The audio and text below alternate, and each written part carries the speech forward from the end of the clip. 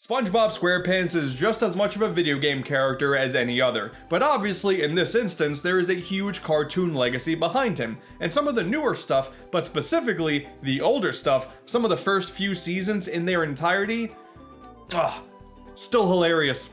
You know, I'm pretty confident that the number 25 is ruined for me. There's no saving it. For the rest of my life, it's gonna be the funniest thing because it's more funny than 24. That's it. That's all I need to know. When looking back at gaming history, whenever a cartoon entered the world of video games, you would see 1 or 2 titles release, and then everybody would move on, pretending like it didn't happen, and that franchise would never get a game again. Yo listen, Ed, Edd n Eddy The Misadventures is jank as all hell, and I love it as a result, but you are not gonna hear me beg for a sequel, I will tell you that much. SpongeBob is different though, because that show had such massive success. This may come off as a bit of a surprise, but there's a lot of video games based on the world of Bikini Bottom. This doesn't even come close to all of them. Oh, what's that? You're working on a pretty garbage 2D platformer on the Game Boy Color? Throw SpongeBob in there. We got nothing else going on. When the year 2003 came around, we were on the cusp of a paradigm shift. Revenge of the Flying Dutchman already existed, and reception was expected. But now we bring in Heavy Iron Studios, a relatively unknown developer at the time, to helm the next main console title, Battle for Bikini Bottom. Now obviously, this game specifically got the remake treatment despite there being like a dozen other games to choose from, so this one must be pretty good, right? Well, whether or not you're interested in Rehydrated, I think it's important to take a look at the original game here, for not only being a licensed game that's actually worth a damn, but also for being a collectathon platformer that came out in an age where that genre was slowly going out of style. Oh, but what about Battle for Bikini Bottom on PC? Yeah, no, I don't think so. But what about Battle for Bikini Bottom on GBA? Yeah, okay, I'm gonna pass on that one too. We're gonna stick to the pure console experience on this journey. We have a pretty easy to understand plotline to get this adventure going as well. Plankton's robots are going out on a rampage across Bikini Bottom. Go stop them. That's it. That's all we got. Oh, and golden spatulas are the key to saving the day, because of course they are. Oh, how shellfish of you. Oh, I take it back. This game sucks. And this premise is a good thing. Rather than being based on a specific episode or something, it's a story that sounds like it could be an episode, and it's really just an excuse to see as many different locations as possible while also sprinkling in some references here or there. Like SpongeBob looking horrifying when running through Sandy's waterless home. Good times. It's really nice to be exploring this world and controlling these characters without feeling like I'm playing through a plot that I've already experienced before. And speaking of those different locations, they are definitely a huge source of fan service to fans of old school SpongeBob. You start off running through jellyfish fields to encounter King Jellyfish. You run around every inch of the beach at Goo Lagoon. You get to mess around with the inner mechanics of the Mermalayer. That in particular was pretty awesome. Even if this ball rolling puzzle made me want to rip my hair out, that wasn't fun. And the final level, SpongeBob's Dream, is more or less a series of floating platforms surrounded by cool imagery. It's really neat. And now back to your regular programming, Retirement Home Girls Gone Wild. As much as I would love to see that, truly I would. I'm scheduled to be in a coma in 5 minutes and I wouldn't want to miss that. But let's be honest, the fan service is the easy part. Like, have you ever seen the show before? Cool, here's SpongeBob missing the bus out of Rock Bottom. That'll be $50. Oh hey, Caveman SpongeBob. The developers predicted a meme all those years beforehand. That's pretty impressive. When it comes to satisfying fans of the franchise, the only part that was kinda weird is Mr. Krabs' voice. But more importantly, in this instance, is wrapping that fan service in a fun game. And yeah, they nailed it. So at its core, we have a pretty standard collectathon here. Every level has 8 golden spatulas to obtain, socks from Patrick's collection that he lost somehow, which can be traded back to him to get even more spatulas, and all the money you collect can be used to get spatulas as well, but this time you trade to Mr. Krabs instead. That just makes sense. Maybe use that money to get a brand new mattress there, Krabs. Criminy Jim, my man, you look so tired. And you also get a handful of new abilities to help you out on your travels as well, with some of them being the key to a mission that you couldn't do initially in a previous level. This is really checking off all the boxes here. This is, by all accounts, a super solid 3D platformer. We all know play control is at the utmost importance, right? Well, there are 3 different characters to control, each with their own pros and cons. And in a pretty smart move, while you always can play as SpongeBob, whether or not you can change to either Patrick or Sandy is different on a level-by-level basis, which allows for challenges specifically built around their own mechanics. So diversifying the playable roster was handled really well, and thankfully, they all play really well too. Sandy is by far my favorite of the bunch, just because she can use her lasso and swing between these floating symbols of Texas. That's really funny, actually. I'm a big fan of momentum-based platforming, and this here, oh, it feels really good. We also have a handful of sliding segments too, and these are easily my favorite parts of the entire adventure. It is so much fun bobbing and weaving down these trails, trying to discover all the secrets spread throughout them, and getting to the end as fast as possible. It's awesome. And the devs knew it too. There's an entire stage based around it with Sand Mountain. It's so cool. And in between each chunk of 3 levels is a boss fight against a robotic form of one of the playable characters. And like everything else in this game, these showcase a really good use of the character's unique abilities. Each one is a multi-staged fight, and each stage within that fight usually has you control a new character or do something entirely new. These are some high-quality boss fights, not gonna lie. They're not hard, but they're still fun. Oh, and man, did I forget to mention that there are a handful of extra goodies to be found throughout the entire hub world as well? Everything here within Battle for Bikini Bottom is so well constructed. How does that feel, SpongeBob? I think I have fudge in my pants. Alright, this game is disgusting. All that being said though, there are definitely a few little nitpicks that stop this game from being one of the true greats. For example, some of the missions don't feel as polished as they should be, like the aforementioned ball rolling puzzle. That thing really sucks. Like really bad. It takes so long to get the ball from point A to point B, and one slight mistake you gotta do it all over again. It's bad. It's really bad. And as enjoyable as sliding is, one of the challenges is to get to the bottom in a time limit in one go, which is fine, but if you fall off the stage a fair amount in, you pop back up halfway through and the timer is gone, and you can't just restart back to the beginning. So you have to finish that current ride, walk up to the start, and do it all over again. It's a very odd oversight, especially since this one in particular is incredibly easy to fall off the stage. This one took me a good dozen tries to get right. And then we have the entirety of Kelp Forest, my least favorite level in the game. Visually, it's bland. Design-wise, there's a lot of going back and forth if you try to go for everything. It is unquestionably the low point of the adventure. The enemy types could also use a bit of extra variety. You see the same small handful of enemies from start to finish. It's not a huge deal, but it does make things less interesting from a visual perspective, especially since each level themselves is very visually distinct from each other. And I mean, you can honestly argue that graphically this game has its quirks too. Mouth movements are far from good, but I'll still give this game the benefit of the doubt, being an early 2000s licensed game. And on top of all that, the completion bonuses are pretty underwhelming as well. Getting every golden spatula nets you a video of all the characters singing the SpongeBob theme. That's it. It's really nothing special at all, but like other games of this genre, it's all about the journey, not so much the destination. And ultimately, it is still a really fun ride. Any slight nitpicking I throw in here is not going to take away from the fact that this game is simply a lot of fun. If you're not a fan of SpongeBob, this is a simple, solid 3D platformer. But if you are a fan, especially of this era of SpongeBob, the best time to play Battle for Bikini Bottom is all the time. And also the final battle, a gauntlet inside of a giant robotic SpongeBob, is really cool, so who am I to complain, really? Oh, but taking a look back at the concept art, what's this here, a robotic Squidward? That doesn't appear in the game at all. It's another example of something neat getting cut before the game ships. Well, until Rehydrated promised to bring that fight back, as well as other cut content, and even a multiplayer horde mode. Battle for Bikini Bottom on GameCube, PS2, and Xbox, a whole lot of fun. But the way Rehydrated is looking, I'm ready. So yeah, if you thought a random SpongeBob game getting the remake treatment seemed sort of weird and unnecessary, hopefully this showed you that isn't the case. Battle for Bikini Bottom is definitely deserving of a modern adaptation. But that being said, the original still holds up. If you're a fan of GameCube and PS2 era platformers, check this game out. It'll be worth your time. For our next foray into the world of an interactive Bikini Bottom, well, we're gonna take a bit of a step backwards.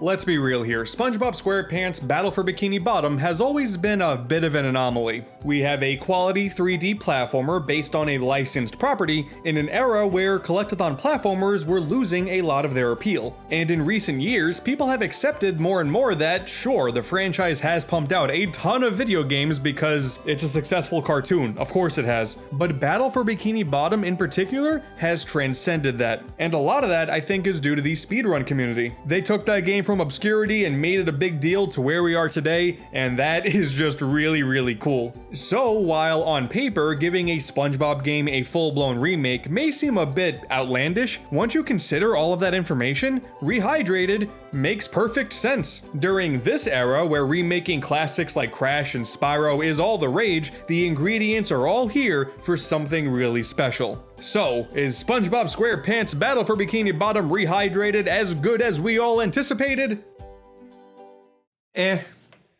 Okay, so, to get the important stuff out of the way, this is still Battle for Bikini Bottom, exactly as you remember it. For better or for worse. We have 9 open levels filled with a linear main objective as well as multiple side objectives, all taking place in different iconic locations throughout the entirety of Bikini Bottom. Plankton's robots are going out on a rampage, so collect as many shiny things as you possibly can to go inside the chum bucket and save the day. And as much as this next part is gonna sound like a bit of a backhanded compliment, the thing that made the original Battle for Bikini Bottom feel kinda special was that it wasn't garbage. Licensed video games of that era are supposed to not be good, so when one comes around that is competently made in a fan-favorite genre, the collectathon platformer, then yeah, you're gonna get a lot of praise, and a lot of that is deserved. It doesn't feature a ton of mind-blowing platforming mechanics that rival some of the best you can find in similar titles. It was just simply enjoyable, running and jumping through jellyfish fields, missing the bus out of Rock Bottom, going down the multiple slides in Sand Mountain. And you don't only play as SpongeBob, but Patrick and Sandy as well, each with their own pros and cons. There's some basic puzzle solving, some simplistic combat, a plethora of challenges to go for that, for the most part, never really get too difficult, but they do give you plenty of things to go for in each stage, which is nice. Like looking for all of Patrick's hidden socks, that really encourages exploration. It ticks off nearly all of the boxes that makes a collectathon platformer what it is. And also, traveling the world of Bikini Bottom, that's just a simple pleasure in life. This game satisfies that oddly specific niche. Look at this. More like SpongeBob Dehydrated, am I right? The original title nailed all of those rudimentary platforming tropes very well, and I can safely say that for the most part, Rehydrated gives off that same exact vibe. So if you're looking for a modern way to play Battle for Bikini Bottom, this will fit the bill just fine. The problem though, is that it doesn't really do much more than that. There are sort of 2 main topics to Rehydrated, which I didn't anticipate. The original game is still here, so if you're a fan, that's awesome, that's really good news. But in regards to it being a remake/remaster, sorry, I'm really not impressed. Obviously, the most noticeable improvement here is with the graphics, and yeah, it looks pretty fantastic. Once again though, for the most part. Every model has been recreated to represent the character's more modern appearances, and the worlds really pop out a whole lot more thanks to the more advanced lighting and the redone textures. Some areas though, I would actually argue, don't look as good, and I think it's all due to the overall contrast. The original was a whole lot more muted in a lot of those locations, but in areas like Goo Lagoon, I think things are a little bit too bright in this one for my taste in comparison. Sand Mountain also introduces a pretty heavy level of fog, which is kind of strange. Normally I would assume remakes would get rid of fog, but it was never there in the original, so it just comes off as a weird choice. I know I'm pulling at hairs here, and overall, it is very good, but it seems like for every upgrade that was done in Rehydrated, there are some questionable decisions made alongside it. Like, let's look at the cutscenes. A handful of them are fully reanimated from top to bottom, and they look excellent. Patrick looks a bit odd at points. Something about his teeth just rubs me in a wrong way that it never did before. I don't like it, but for the most part, these are great. An absolute highlight of the overall package. SpongeBob is a cartoon after all. These really come off as an animated CG movie. The basic talking scenes, however, these I'm a bit more indifferent to. The developers went ahead and made many more expressions for each of the characters to better reflect what's actually going on in the conversation. I mean, hell, looking back in the original, half the time, SpongeBob wasn't even looking at who he was talking to. But it's the lip syncing that's the problem for me. Actually, the lack of it. Again, I know this is ultimately not a big deal. I will admit that I am fully biased here. I adore what happened with Spyro in the Reignited trilogy, and one of the more impressive changes that was implemented was including lip sync on top of the looping animations. It made the characters feel a lot more alive, I guess I would say. Stuff like this just shows its roots as a PS2 era title, and I would say in the world of modern day remakes, the bar is set a bit higher than that. The text boxes don't follow the lines of dialogue either, which seems like a really weird oversight. And what is this mustache animation? Just put the mustache on him. That doesn't look good. The movie game did that just fine many years ago. And also, really minor nitpick, they didn't do the crazy zoom in for the infamous Mrs. Puff don't ask questions line, nullifying why it was even funny in the first place. It's just not the same. I do really like the option to have everybody speak Japanese. SpongeBob is my favorite anime. I'm definitely shining the most spotlight on the graphics here because overall they're a whole lot better and the game is gorgeous, but the problem is that nothing else has changed.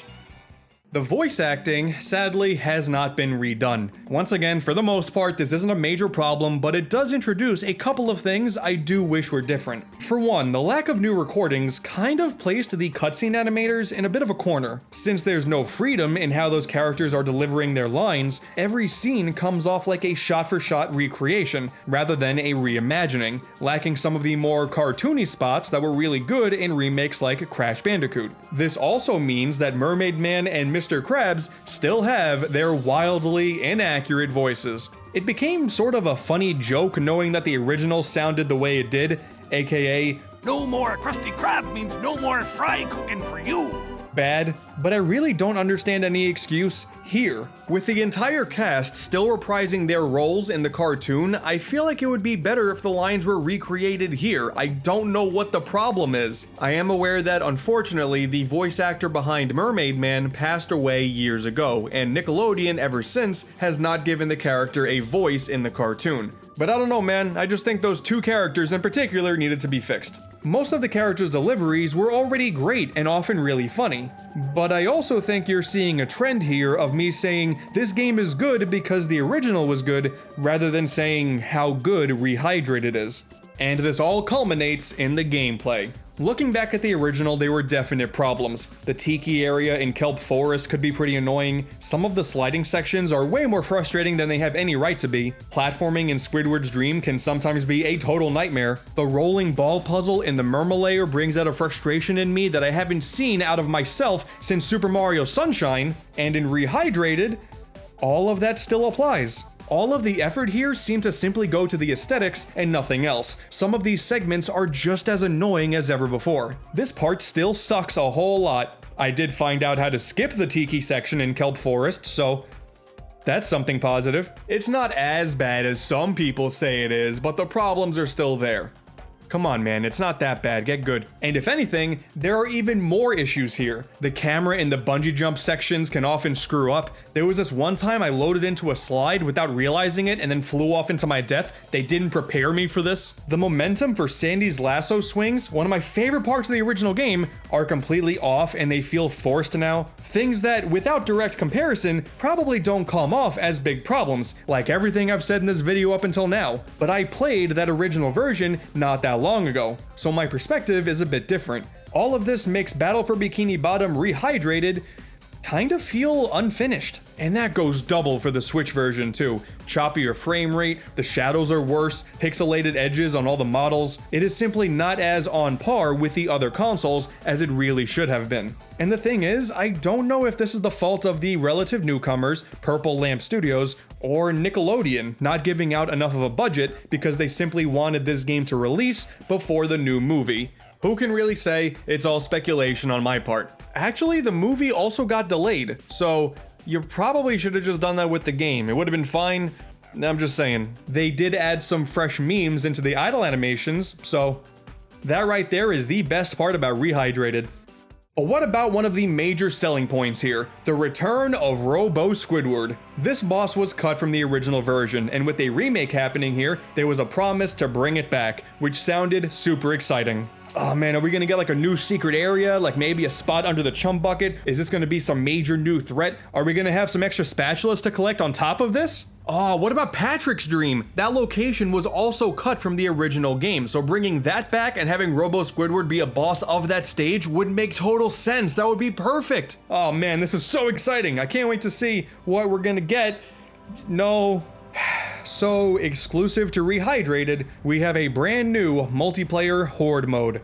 And it's terrible. Every character more or less plays the same. Don't play as Squidward because his clarinet makes the same 3 notes over and over again, and it is the worst thing on the planet. It is incredibly repetitive, lacks any amount of skill to get through. It goes on for about 40 to 45 minutes, and then you just get sent back to the title screen after completing it. That's the entire mode. It is 100% an absolute waste of time. But hey, Robo Squidward's there, so they weren't lying.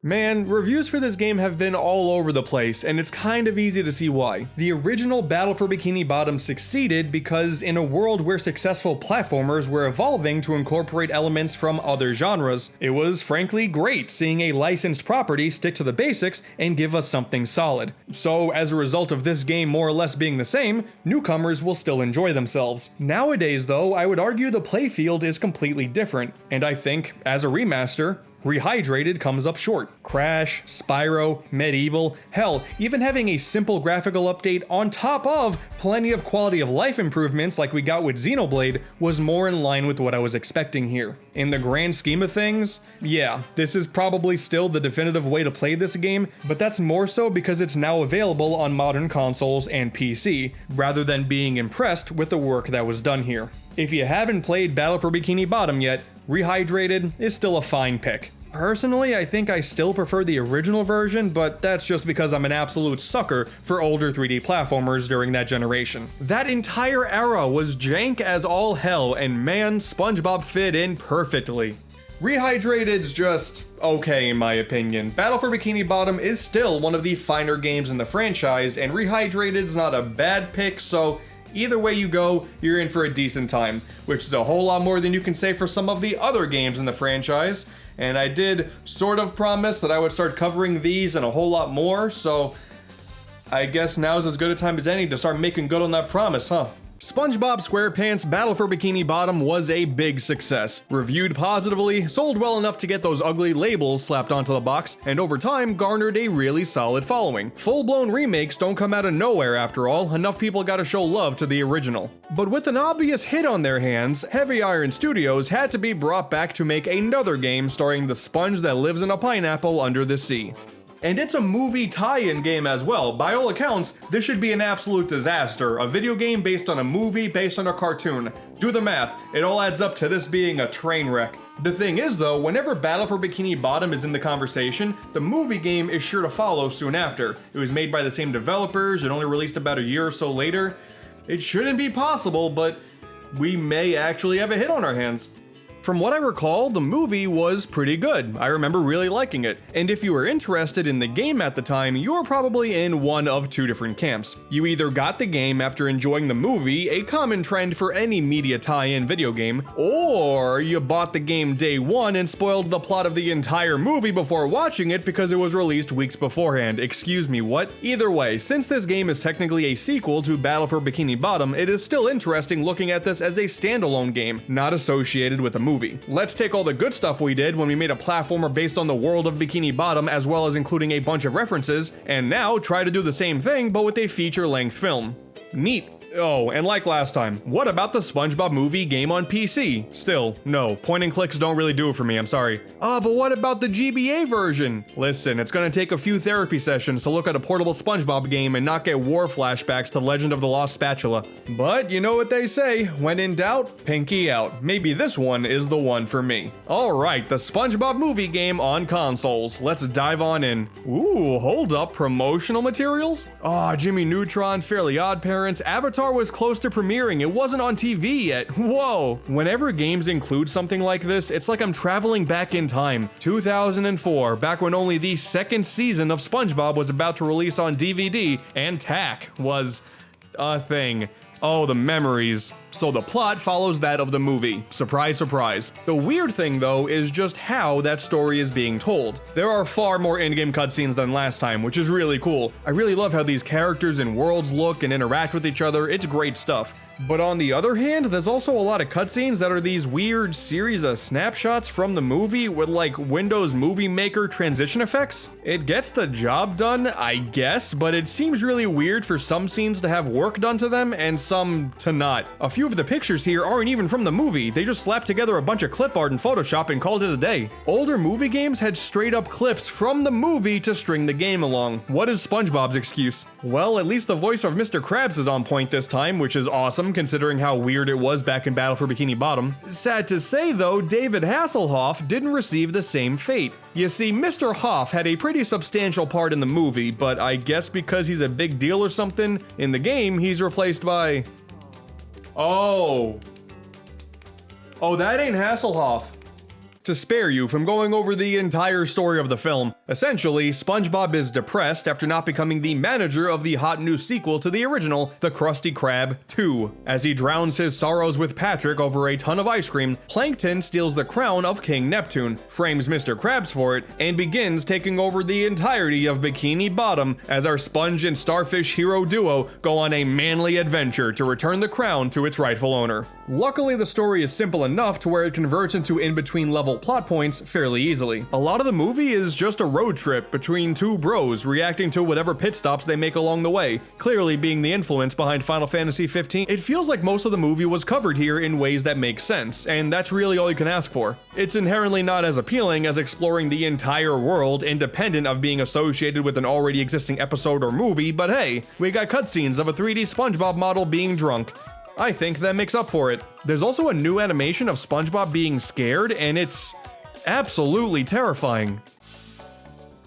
Okay, yeah, this is more Battle for Bikini Bottom, alright. I can already understand why these two games are usually in the same conversation now. It plays like exactly the same. The biggest difference with this game is how the levels are laid out. While Battle for Bikini Bottom was a collectathon, giving you sizable worlds to explore with 8 golden spatulas spread throughout them as rewards for different challenges, the movie game is far more linear. You book it from point A to point B, deal with a few enemy obstacles and platforming challenges along the way, you get a goofy goober token or two by the end, and you move on. While it may seem like a bit of a downgrade going from a sandbox to not that, I'm actually totally cool with this. It's a change of pace. By doing this, it already allows the movie game to stand out a bit more from the last game's shadow. I like it.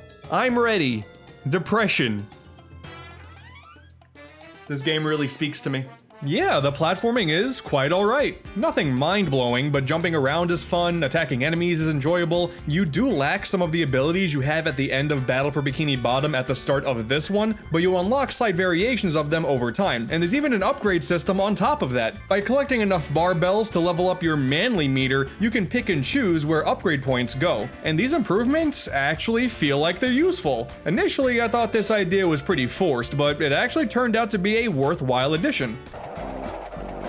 Oh boy, look at my man go. If anything comes off as a downgrade though, it's that you can only play as Dirty Dan and Pinhead Larry, as opposed to having Sandy as an option as well. It makes sense, she didn't have that strong of a role in the actual movie, but still, she was my favorite in the last game. It's because of the swinging, primarily just that. Luckily, that mechanic is still present, you just use Patrick's tongue on floating ice cubes instead. It feels just as good to use, but I'm gonna miss the conveniently placed floating Texas symbols, not gonna lie. And while this is definitely a more linear experience, exploration is still a thing. Typically, you'll run into a few extra trinkets and unlockables this way, but for the most part, you are always going exactly down the path the game wants you to. The bulk of your options lie in these wide plethora of challenges that end up taking place on these really randomly placed squares conveniently sitting off there to the side. You got Monkey Ball-esque rolling challenges, Mario Sunshine-inspired platforming in weirdly colored voids, enemy gauntlets that can be quite a challenge until the last one where they just troll us with a single jellyfish. That honestly caught me off guard. I felt very weird about that. Going through a series of rings, who doesn't love a good old-fashioned ring challenge? That would be me. I don't love a good old-fashioned ring challenge. I especially enjoy jumping around in this one because the background started spinning out of control and it made me almost vomit. So, you know, that was... oh boy, that was fun. And alongside the handful of platforming stages, there are sliding levels as well, reminiscent of the same mechanic from the last game, and driving levels where you control the paddy wagon. All these years later, that name is still amazing. And I actually really like this. There's still a matter of testing your reflexes to get from point A to point B in one piece, so I think they fit. That being said though, there is a problem, and it comes from needing to play through all of these stages so many damn times to get more and more tokens. You will often jump into a new main level and get told that you can't progress until you get a new skill, which you can't get until you have enough tokens. So the quickest way to do that is to do the extra missions in the sliding and driving stages. You already did the level normally, now do it under a time limit. Now go through the rings. Now do it in a tighter time limit. I think we've jumped through enough hoops for you, Mindy. Then how about jumping through rings instead? Mindy, you suck. And some of the things they expect you to do in the final time trial challenge is insane. I'm pulling off these ridiculous shortcuts here, and I'm still just kinda short of the time needed. They're also prone to glitches too, so that's nice. Here's me in a perpetual jump, so it's impossible to finish the slide.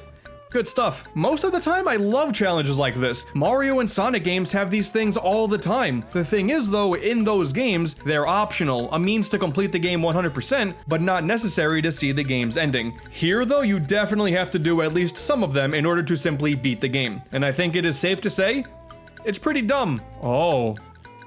Oh, this is like that scene from the Titanic, right? The boss battles are unfortunately lacking as well. They're not bad, just incredibly simplistic and super short. The bosses in Battle for Bikini Bottom had you use each of the characters' abilities in pretty interesting ways, so what happened here? I know we gotta stick to Dennis on Hasselhoff's hairy back because it's canon to the movie, and saying that out loud was pretty weird honestly, but it still feels like they didn't try to make something good out of these. You lay on a bunch of hits, move on.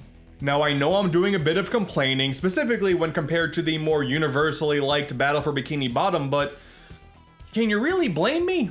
That game was the result of taking a chance, implementing tried and true platforming mechanics in a world of SpongeBob Squarepants, and obviously it did well for them. And when you're pushing through the main adventure here, it's still pretty good. So why am I suddenly forced to replay missions with strict guidelines and deal with underwhelming bosses? That wasn't a thing last time, and it's not like people were asking for it. The SpongeBob movie game did release only a year after Battle for Bikini Bottom after all, and it was made to tie in with the movie's release, so maybe this was rushed? It's still a quality movie tie-in game, so that's remarkable in and of itself. It's not as if it poisoned the water supply, burned the crops, and delivered a plague onto our houses, but we're also technically talking about a platformer sequel here. I can't say for certain, and it's not as if it's lacking in quality, but decisions like these definitely make it seem like it needed more time for polish that they weren't afforded because they had a strict deadline to meet by their orange, slimy overlords. Also, the total number of tokens only reaches 68.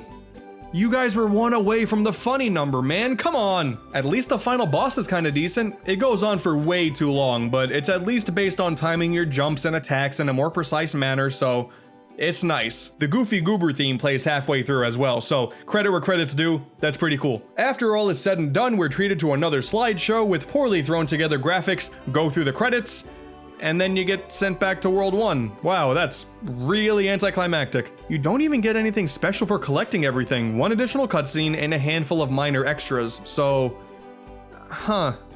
So, beating the game doesn't really feel like much of an accomplishment, completing it doesn't really get you much of a reward, but the journey from point A to point B is still really fun, so... that puts the movie game in a bit of a weird place. I may not have played every single SpongeBob game out there, but after Battle for Bikini Bottom, the one that every series fan can get behind, I went into this game expecting it to still be good, but not as good. And yeah, that is basically what I got. We ultimately still have an enjoyable 3D platformer here, with enough polish to make it a worthwhile adventure for SpongeBob fans and platformer fans alike. It's not awesome, and it probably won't get the same rehydrated treatment since it is still based on an older movie, but it's still a good time. You want to see me play 2 SpongeBob games? You want to see me do it again? At this point in the SpongeBob SquarePants video game franchise, things are actually looking pretty good. Yeah, if you really dive into the nitty-gritty of things and check every single title, it's still a disaster. These are licensed games after all. But the 1-2 punch of Battle for Bikini Bottom and the movie game shows that, in the right hands, we can get some really quality stuff from this little sponge that lives in a pineapple under the sea. I still can't believe what Mrs. Puff looks like in the original Game Boy Color game. Ma'am, are you going to be okay? So today on our continued escapades throughout the world of Bikini Bottom, we have a double header here, SpongeBob Truth or Square and Creature from the Krusty Krab, two highly requested games in the series. These aren't the two games that directly followed the movie game, however, in the grand pantheon that is Sponge video game software, these are the only other two that follow a similar trend. That's right, we have two more 3D platformers. I am too far down this rabbit hole, dude. I played Battle for Bikini Bottom and the movie game, and my brain was like, you like SpongeBob games, don't you, AntDude? And I have never been the same since. Initially, these two may not seem all that special, but relative to the previous two successes, things do get a bit more interesting. 2009's Truth or Square saw the return of Heavy Iron Studios, the same company responsible for Battle for Bikini Bottom, the movie game, and after those, a handful of titles based on Pixar films, as well as UFC Personal Trainer right after Truth or Square. Boy, that's... what? As for 2006's Creature from the Krusty Krab, made not by Heavy Iron Studios, the only real claim to fame for this one was that it was a launch title for the Wii, since Nintendo apparently showed a lot of interest in using SpongeBob to push their new console. It even got a spotlight at Nintendo's E3 2006 press conference. What a badge of honor, I guess. Oh no, wait. Breacher from the Krusty Krab. Whoops. Oh, and yeah, I'll be playing both games on the Wii today, but believe me, I've heard all the warnings you guys have been giving me about doing so. Truth or Square does have an HD version, but I don't own an Xbox 360. But let's be real here, if I wasn't gonna buy one for Sonic Unleashed, I certainly wasn't gonna buy one for SpongeBob, are you kidding me? At least Sonic Unleashed would end up being playable on an Xbox One, and at this point, SpongeBob can't. So, don't complain to me, complain to Microsoft. Otherwise though, it's the same game, so that's nice. And besides, on the Wii, we can still use a normal controller. Creature from the Krusty Krab, on the other hand, has mandatory motion controls, and hey, if my man Reggie can get behind it, then so can I. We'll cross this bridge when we get to it. There are also some portable versions of these games out there, but that might be for another time. Although Truth or Square is also on the PSP, and it's like the same exact game there, so that's pretty cool, but the other games, that's a whole other bag of Alaskan bullworms. It did release later, but considering this is technically the end of the Heavy Iron SpongeBob trilogy, let's start off with Truth or Square, and put a bookend on the story that Battle for Bikini Bottom started. It's the anniversary of the Krusty Krab, and it is time to party. Amidst all of the preparations, Mr. Krabs entrusts the Krabby Patty secret formula to SpongeBob. Bad idea? He's gonna immediately forget where he put it, isn't he? Patrick, where did I put the formula?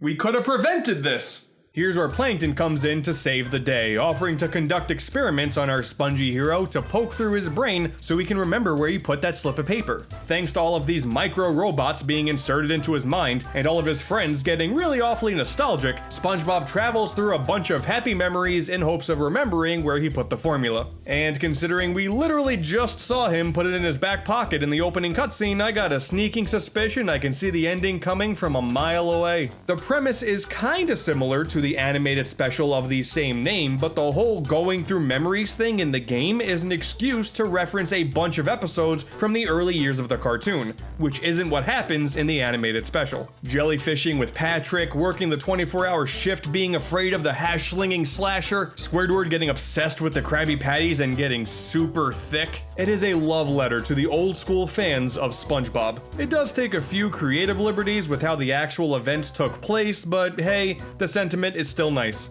And anyway, the simple concept of a video game clip show is pretty cool, especially with as many iconic moments from the cartoon as this one, which ends up being a big shame because the game itself, First off, like, the entire soundtrack is reused from Battle for Bikini Bottom. Level 1, Jellyfish Fields, uses the same music as Level 1, Jellyfish Fields. I couldn't pick out a single music track that was original. Battle for Bikini Bottom's soundtrack was fine and all, it certainly helps that the game was also really good, but considering the whole idea behind Truth or Square is calling back to older SpongeBob episodes, on top of having older music, it doesn't really give this game a strong identity. And that would be fine if the rest of the game was strong enough to compensate for it, but sadly, that's also not the case. Stages are super linear, there's no room to explore here. You pointed in the right direction at all times. There are some enemies or slight puzzles along the way, some big battles to finish the stages off. On paper, it's not too dissimilar from the movie game, but there was next to no variety here to keep things interesting. The movie game was also linear, but stages were a lot larger. There were these sliding and driving levels to break up the platforming, and there were plenty of side challenges to tackle as well. Here in Truth or Square, most of the stages play off exactly the same, and it makes things pretty boring and monotonous. You walk in a straight line, you mash the attack button a bunch to deal with the enemies, you get told where to go endlessly even though the levels are still mostly straight lines, so just let me figure this out for myself game. It's just, nothing interesting happens, and it's very disappointing.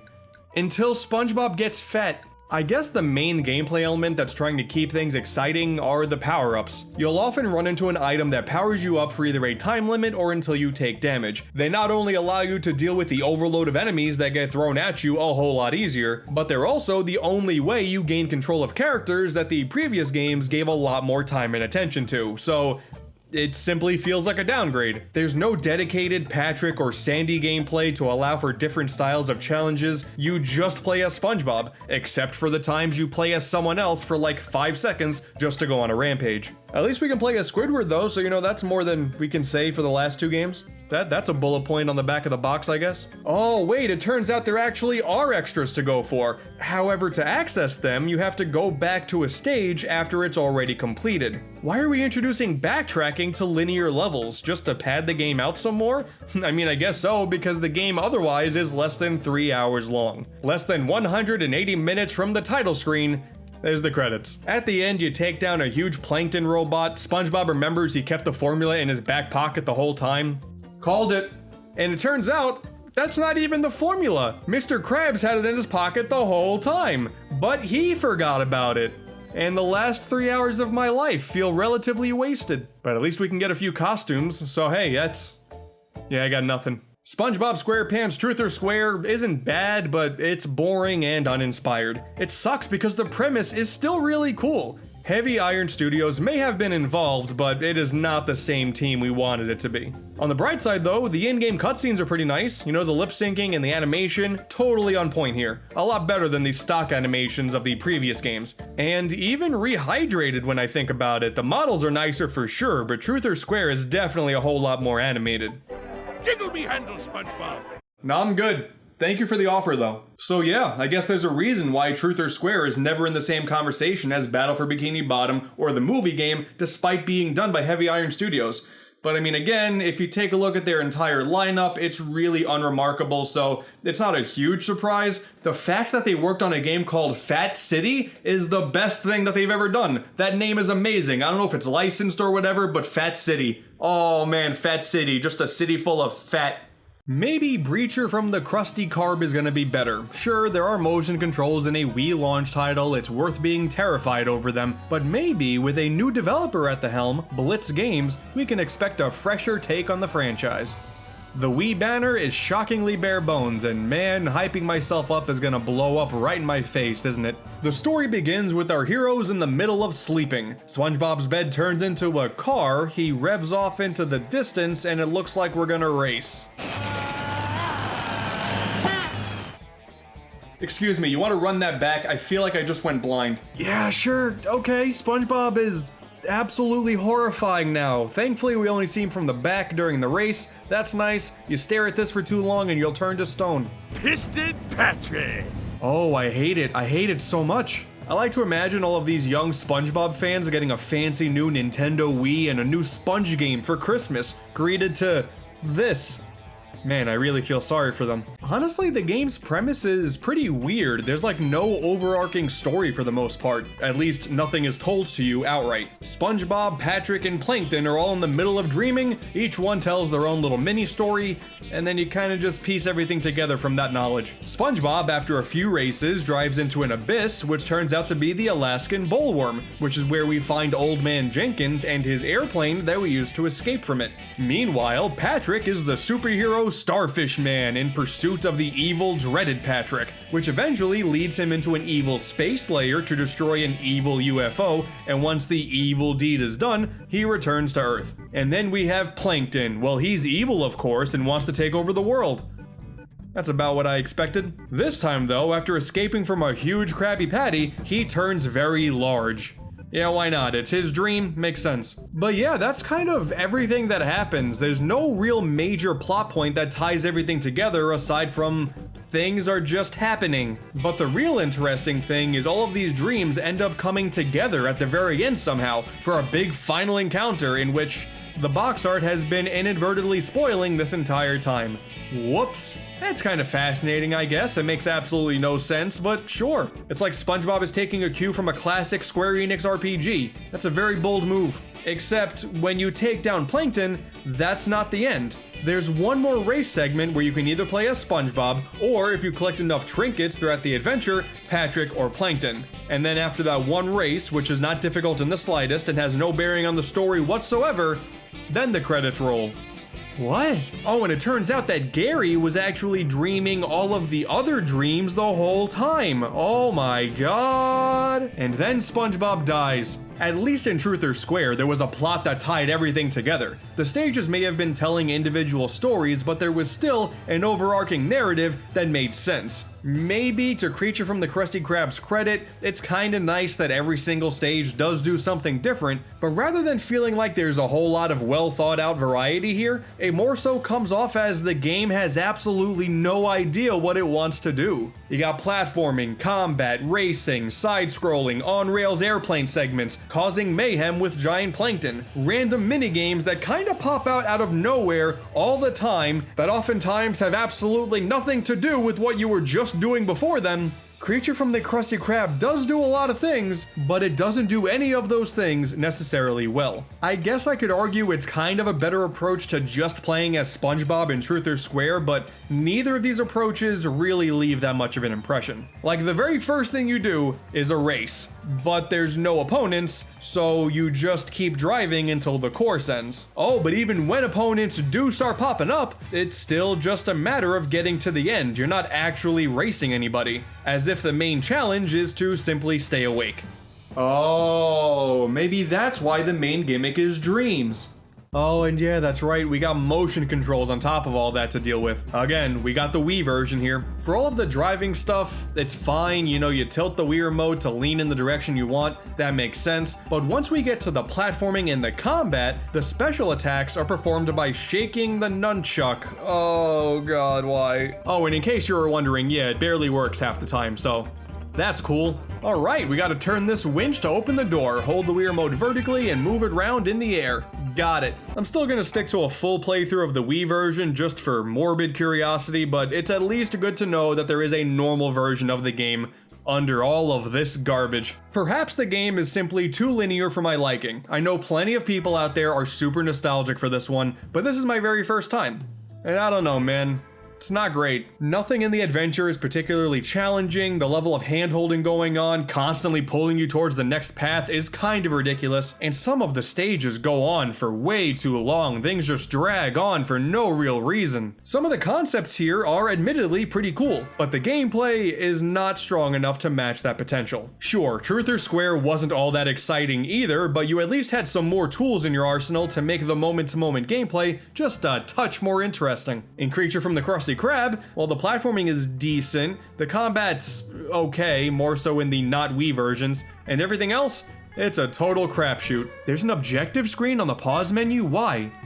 You only ever do one thing at a time. You know, I take back what I said earlier. Saying this is a platformer really wouldn't be accurate. It is a story-based minigame collection with a couple obnoxiously long platforming stages sprinkled about. And with that understanding, I guess some of the gameplay becomes more inoffensive for the younger players out there, but we are clearly going further and further away from what made SpongeBob games so interesting in the first place. I do like this dude though. This guy's alright by me. What the? There's a music mode? You pick an instrument, each one has unique controls to play the notes. Oh my god, SpongeBob did Wii Music before Wii Music. That's incredible. I guess, if anything, check out Truth or Square. I enjoyed this one a little bit more. The box art is absolutely terrifying, and it's also on Xbox 360, so if you want some easy achievements, that'll be the way to go. But even on the PSP, the entire game is on that console as well. So if you want to take SpongeBob and put him in your pants, you can do that. SpongeBob Squarepants, star of the platforming classic Battle for Bikini Bottom, a few other solid titles like the movie game, and mostly junk. Mostly a whole lot of junk. Well, this is what we've been building up to, I guess. We've already covered all of the good, or at least notable games in the SpongeBob franchise, but anybody who's anybody will tell you, there's a whole lot more than just that. The few platformers under the sea really set a bad impression of what the rest of the Bikini Bottom video games have in store. It shouldn't really be that much of a surprise though. Video games based on cartoons, more times than not, are total train wrecks. That's why when we have something good, something like Battle for Bikini Bottom, it's kind of a big deal. That was one of the earlier games in this long-running franchise too, so it sucks knowing it is all downhill from here. I went through every single possible SpongeBob game I could find, and this right here, this is most of them, and today, we're going to be talking about all of these. Oh, barnacles. There are honestly still dozens of titles remaining to look at, and I just knew looking at every single one of them in one video was bound to fuel my dwindling sanity. So, for the sake of said sanity, we're going to be avoiding the Game Boy Advance and Nintendo DS today. Don't worry, I've already started collecting for those consoles for a future video, but we already got like 10 games just for this video. Let me breathe. Also, we're going to be sticking to just SpongeBob today. There are plenty of crossover games with other Nickelodeon characters on top of all of this solo stuff, but man, I'm just one dude. Let me breathe. Ultimately, what I got together here is a variety pack of games featured across multiple consoles. Some old, some new, just a little bit of everything. Except mobile games. None of those. I ain't touching that minefield. So no matter what machine you spend most of your time on, maybe we'll find the perfect game for you. Or maybe you're just here to see me slowly hate everything SpongeBob. Why are you like this? Well, speaking of Battle for Bikini Bottom, there is no better place to start than the PC version.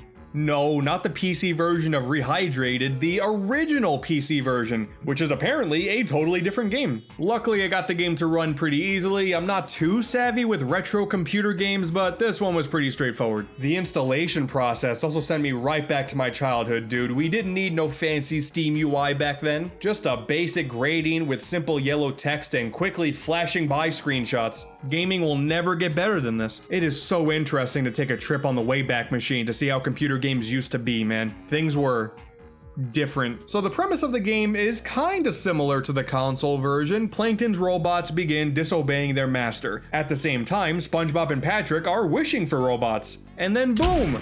Destruction begins. However, one main difference is the voices for the robots are much better. These character models, by the way, these are the damnedest things I ever did see, man. In-game, totally fine. They look exactly how you would expect, but these cutscenes, oh man. Poor Sponge's eyes are about to pop out of their socket. Couple of texture issues here or there, but to be honest, looking into SpongeBob's soul is not too out of the realm of possibility for what I expected today. Oh, but first and foremost, before we start the game, I gotta dig through the options. Yeah, I'm one of those people. Okay, we can toggle sound, music, we can toggle the entirety of story mode. Yeah, those are all options we would come to expect. Oh, okay, interesting. Yeah, so this isn't a platformer like the game that we're more so familiar with. This is actually a point-and-click minigame collection. You pick an area of Bikini Bottom, you got a series of minigames that you go through to get to the end, and then you just keep on doing that until you win. A lot of quizzes too. They make sure to give you a quiz in every single level. This is a kid's game, right? Yeah man, nothing kids love more than quizzes in their video games based on very popular cartoons. How many letters are there in Gary's name? Oh yeah, not enough, definitely. I'm so glad this game lets me finally voice my opinions. And it's about time too. I always thought the word Gary was too small. Gary, that was definitely the way to go. You gotta really elongate that name. There's really not that much more to this, and honestly, that's kind of okay. It's not fun, like not at all, let's not twist our words here, but let's be real, if you're not a little kid in the mid to late 1990s, you are way out of the core demographic. I played games like this all the time when I was a kid, so yeah, at the time, this seems like it would do the job fine. The platformer was always better, that is simply an objective fact, but this is a completely different beast that clearly a lot of people are very nostalgic for. And in fact, there are actually 3 other PC games too. The movie game, Employee of the Month, and Operation Krabby Patty. Sadly, getting these games playable wasn't as simple as Battle for Bikini Bottom, so I couldn't get first-hand experience with it, but thankfully, with the power of internet video, we get to see that yeah, they are certainly all more point-and-click adventures. Neat. From a historical perspective, it is definitely interesting to look back at these, since it is highly doubtful they will ever get resold in the modern-day market. I mean, hey, Employee of the Month has naked Mr. Krabs, so, you know, a very specific niche was met with this one, but it's just not for me. But I was never really a PC gamer anyway. You put me in front of a console or a handheld, and I am easily right at home. And speak of the devil, yes, the Game Boy Advance may be off the hook this episode, but I said nothing about the Game Boy Color. Legend of the Lost Spatula, the game that can claim the title of the very first SpongeBob Squarepants video game ever. A time before they knew the correct spelling of Krabby Patty. Yes, such a time did indeed exist. Not a bad chiptune remix of the main theme on the title screen to get us started here. We may actually be in for a pleasant surprise. Who am I kidding here? I've already made fun of this game in earlier videos. Mrs. Puff, ma'am, I believe you need to go see a doctor. Please, my fish. She is very sick. Boy, am I ripped! Are you though? My favorite thing in this game by far is just pressing down when I'm standing still. Best thing. You know what though, much respect, this is actually kind of an open world game. You're basically looking to find a golden spatula to become the ocean's greatest fry cook. And to do so, you just run around Bikini Bottom at your own pace, finding items to unlock paths and so on. On a technical level, it is pretty impressive. On a practical level though, hey, it's not very good. Are you surprised? It mostly just boils down to being not fun to control. The game takes a lot of jumping to navigate the world properly, and you can never tell where platforms are. A real recipe for disaster there. Whenever you jump, you move faster than if you were just walking, so you're actively encouraged to jump all the time, which means you're gonna get hit a lot, and then you're gonna die, all because he ripped his pants. Ooh, I found a treasure chest. What's inside? April Fools. I think I just passed out for a second. But hey, it is the very first SpongeBob game after all. Surely they will iron out the problems in no time. Maybe they'll try this 2D platformer thing again, perhaps on a home console that plays CDs, called the PlayStation. Oh hey, look at that. SpongeBob Super Sponge was pretty surprised to find out this is on the PS1. It eventually got ported over to the Game Boy Advance, and that's how I played it back in the day. But now that we're on home console, I get to finally see the true way to play this game. Hoo-hoo. Super Sponge Definitive Edition. SpongeBob wants to get Patrick a signed photo of Mermaid Man and Barnacle Boy. However, the heroes want something back in return, in the form of having you do random things for them. All of which are completed by platforming, of course. Wouldn't have it any other way. Compared to the Lost Spatula, this one is definitely a lot more familiar. It is a purely linear set of platformer levels with a bunch of trinkets to collect. That is more like it. And I do really like 2D platformers on the PS1, so maybe, this is the one for me. But is it just me here? Or is SpongeBob a bit too animated? Something here simply doesn't look right. When you press up, he just changes a few pixels, but when you press down, it gives us the smoothest animation of the game. I'll admit, this makes me very uncomfortable. Okay, jellyfishing net, get. Grab a jellyfish, throw it back out as ammunition.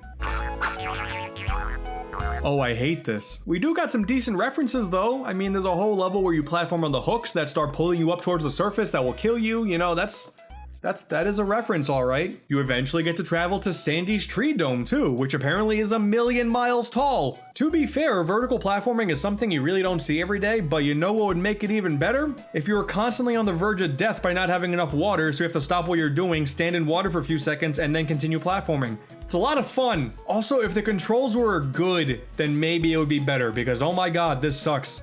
This sucks so much. Awesome death jingle though, I gotta give him credit to that. Much better than Mario's. I guess one of the main gimmicks with this adventure is every world is going to introduce a new gadget for you to play around with, because soon you gain access to the Coral Blower. Oh no, I think it makes SpongeBob even more slippery to control. Oh no. I just don't understand what they're going for here. Most of the stages are the standard linear affair with platforming that is platforming, alright. But I got to this point where this one level wanted to be all open world and maze-like. You gotta grab ammunition with the blower so you can break down a few barriers. But why though? This level is designed terribly. There are branching pathways left, right, and center, and unless I just got lucky by falling down the correct pit that led to the end, the level is only open for the sake of it, assuming you would be in favor of combing every nook and cranny for every single collectible when it ultimately means nothing. Man, I can't even say the game looks good. Some of the sprite work is pretty fine, but this weird mishmash of 3D and 2D sprites and everything kind of looks flat and 3D at the same time.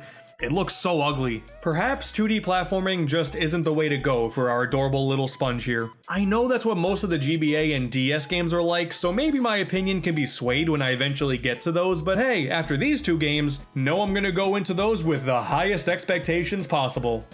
But now let's think outside the box. Maybe you did in fact enjoy the games I've talked about thus far, but there was one thing missing from your oddly specific list of requirements: vehicular combat. Well, we got the game for you.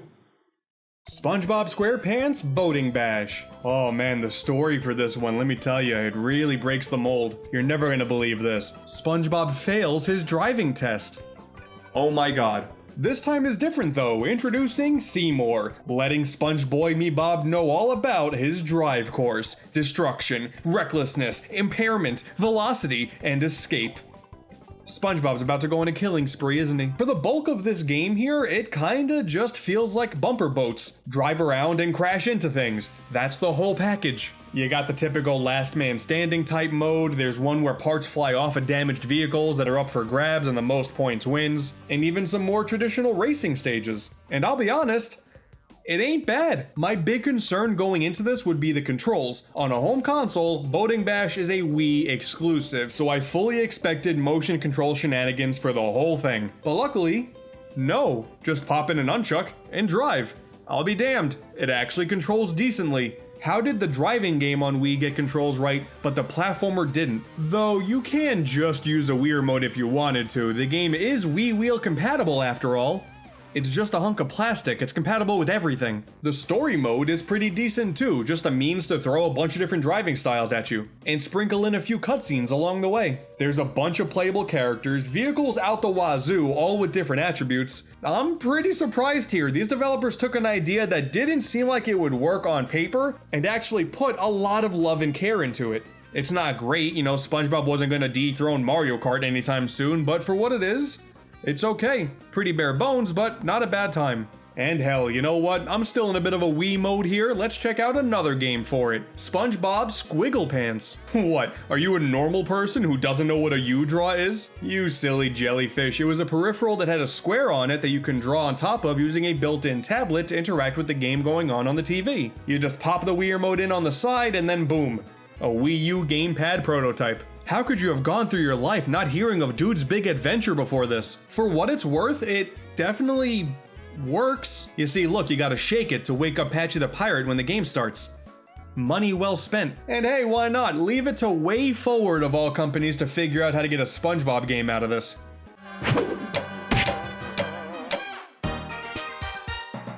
Oh god. It's a WarioWare clone? The maniacs that made Shantae, Contra 4, and would eventually go on to make the Smurfs 2 game made a WarioWare version of SpongeBob. Wow. Well, jiggle me handle, SpongeBob, they actually did it. It's presented exactly like a WarioWare game. Every set of mini-games has a new quirky art style. For the most part, the tablet works really well, and there are multiple different gestures that the game asks you to do, and they all pretty much work, only being an issue in a couple of the games. And there's even an art studio, so you can finally make the drawing of your dreams. And throw SpongeBob on top of it. I call it bold and brash. This game is actually pretty fun. I gotta admit here, I am totally stunned that I just said that. It's nowhere near as good as any actual WarioWare game out there, but let's be real. Can you name a clone of the WarioWare games? Probably not. It is hilarious that SpongeBob is the one to take that title. Interestingly enough, while the U-Draw tablet was not exclusive to the Wii, SpongeBob Squarepants for the U-Draw was, so point to the Wii, I guess. But if for some reason you're not interested in scoring a U-Draw tablet of your own, surely there's one of you out there.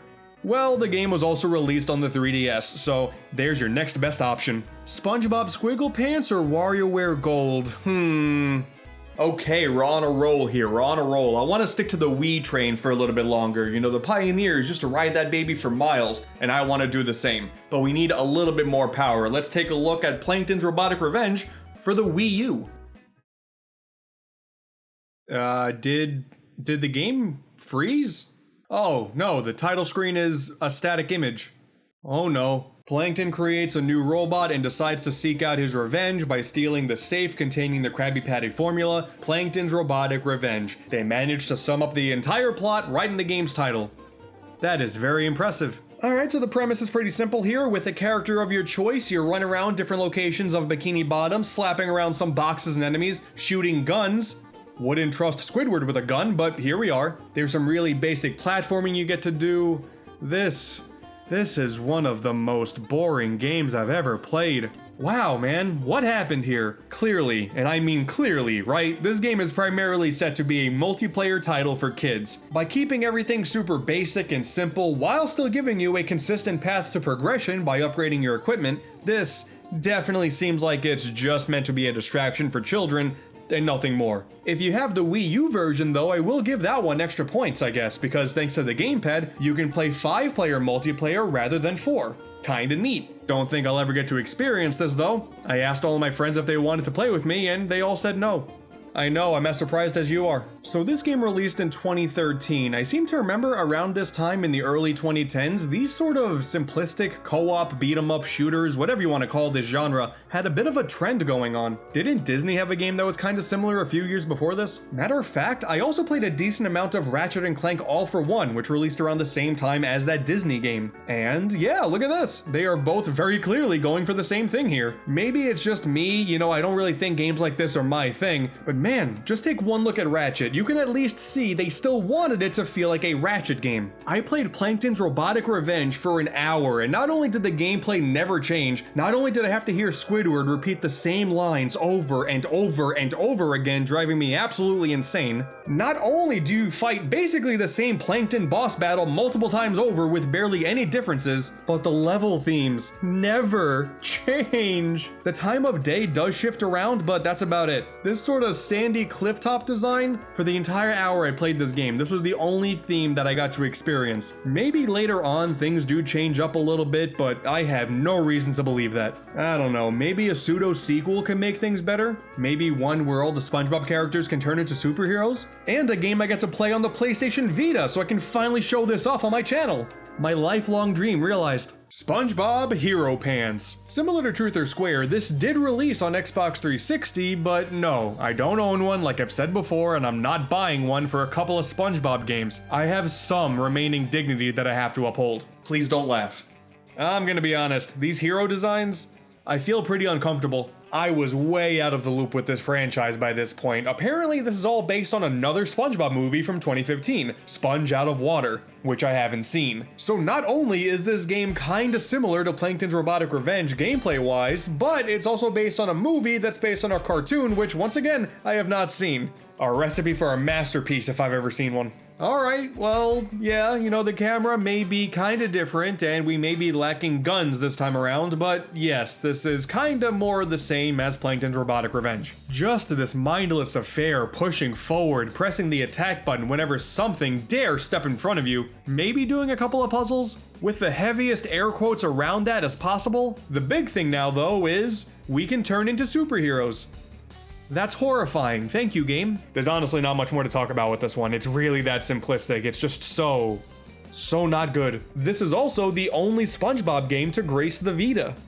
That's why the console failed. Clearly, the higher-ups, the people who are responsible for getting SpongeBob games to even exist in the first place, took notice. After Plankton's Robotic Revenge and Hero Pants, we wouldn't see another SpongeBob game on consoles until Battle for Bikini Bottom Rehydrated in 2020.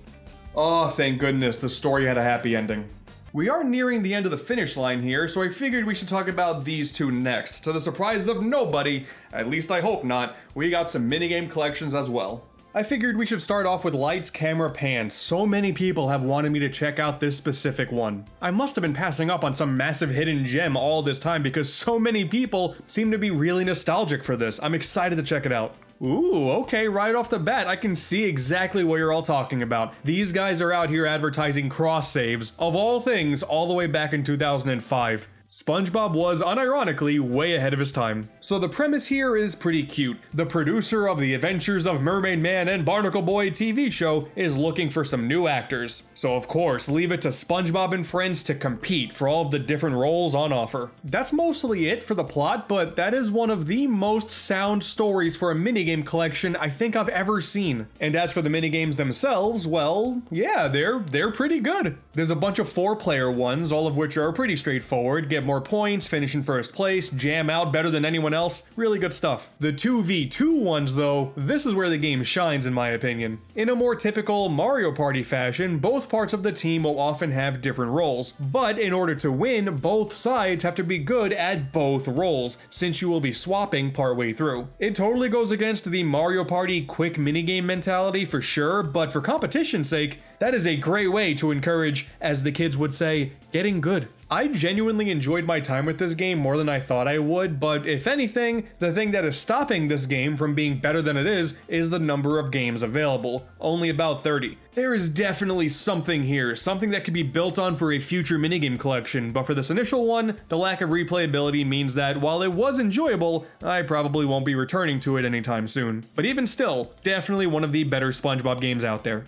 Which, admittedly, is still a whole lot more than I can say about this next one, Atlantis Squarepants. Let's see, if you played Lights, Camera, Pants and thought it was just too much fun, well hey, maybe Atlantis Squarepants is the game for you. Similarly, we have a bunch of minigames tied to a story, this time about our heroes getting to and eventually escaping from Atlantis. Like Hero Pants, I can't say I've seen the source material that this is based on, but I do hear this is more or less the same plot anyway, so I'm well versed in Atlantis Squarepants, I guess now. The mini games though, wow, they are so mindless and they drag on for so damn long. The first thing you have to do is guide a tank around and shoot a bunch of obstacles. That's it. But it is so slow. No challenge whatsoever, and it takes like 7 minutes to get through, but it felt like 30. Then you got this sort of single player co-op puzzle stage in a cave where Patrick and SpongeBob gotta work together and bounce off each other to get through all of the hazards that are blocking them. And this one actually took 20 minutes, but it felt like 40. The concepts that they have you play through are pretty enjoyable on paper, and for the first minute or so, it can be fun, but by the end, you are practically falling asleep on your controller. Lights, Camera, Pants really did this so well, man. You gotta make sure that you're invested and having fun at all times. Once the moment-to-moment gameplay feels like an absolute slog,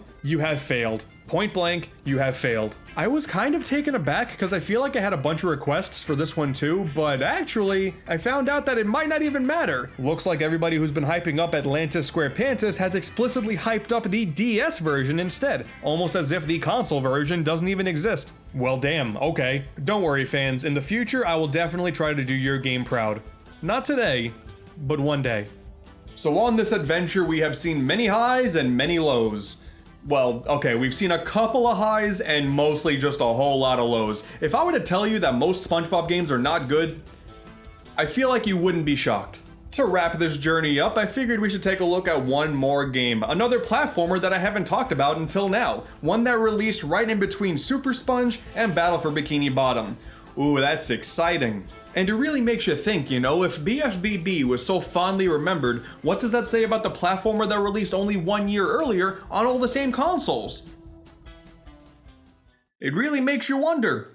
SpongeBob Squarepants, Revenge of the SpongeBob accidentally unleashes the Flying Dutchman from the bottle he's been contained in, and then seeking revenge for said capture, he starts hypnotizing different citizens around Bikini Bottom to join his crew, leaving the absorbent one to save the day. Another game where the entire plot is basically summarized within the title.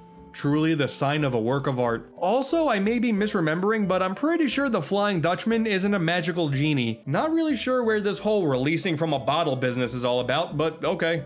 This game has always mystified me because in essence, it is still a collectathon 3D platformer. What did Battle for Bikini Bottom do so right that this game failed at? Well, the graphics are certainly part of the problem. Sweet King Jellyfish, this game is ugly. I get it, you know, it's the very first 3D SpongeBob game on consoles, I understand, but man, it is really hard to go back to this. BFBB released only a year later, meaning it was being developed around the same time, right? That's how game development works? Well, we clearly know where the effort went. So, okay, pretty typical layout here. There are multiple objectives to complete in each level, and doing so will get you a nice new shiny thing. This time, letters that spell out the word SpongeBob. And yeah, you know, you just keep doing that until you inevitably fall asleep.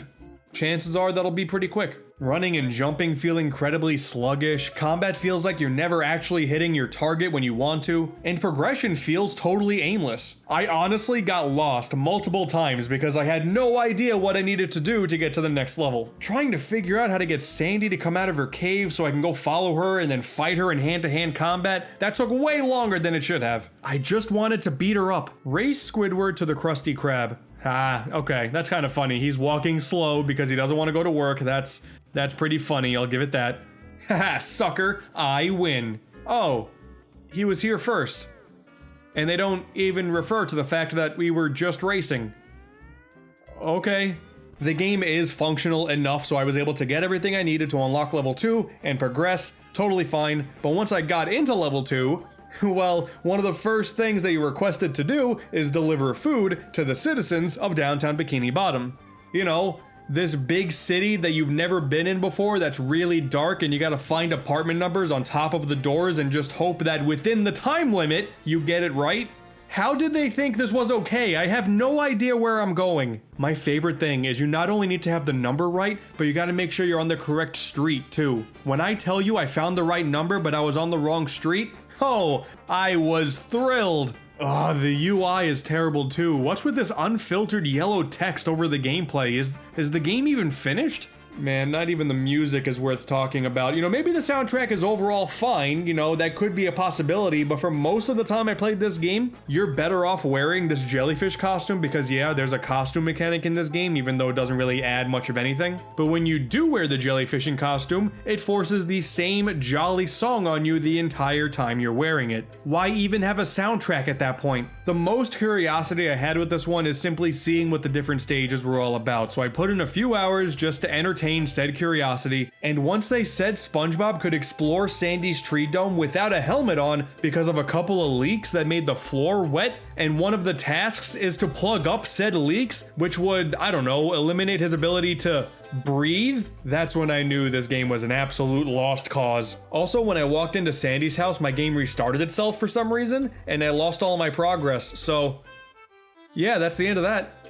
Oh, I really put myself on a path that I am not proud of. So, I've been playing the Patrick Star game because of course I have, and I guess I want to talk about it. Normally here I show the box art with my hands, but I bought the game digitally on my PS5, so this is the best I got right now. Now, for the uninitiated out there, this is going to seem like a bit of a wild claim, actually, but I have been super hopeful for the present and the future of SpongeBob Squarepants video games.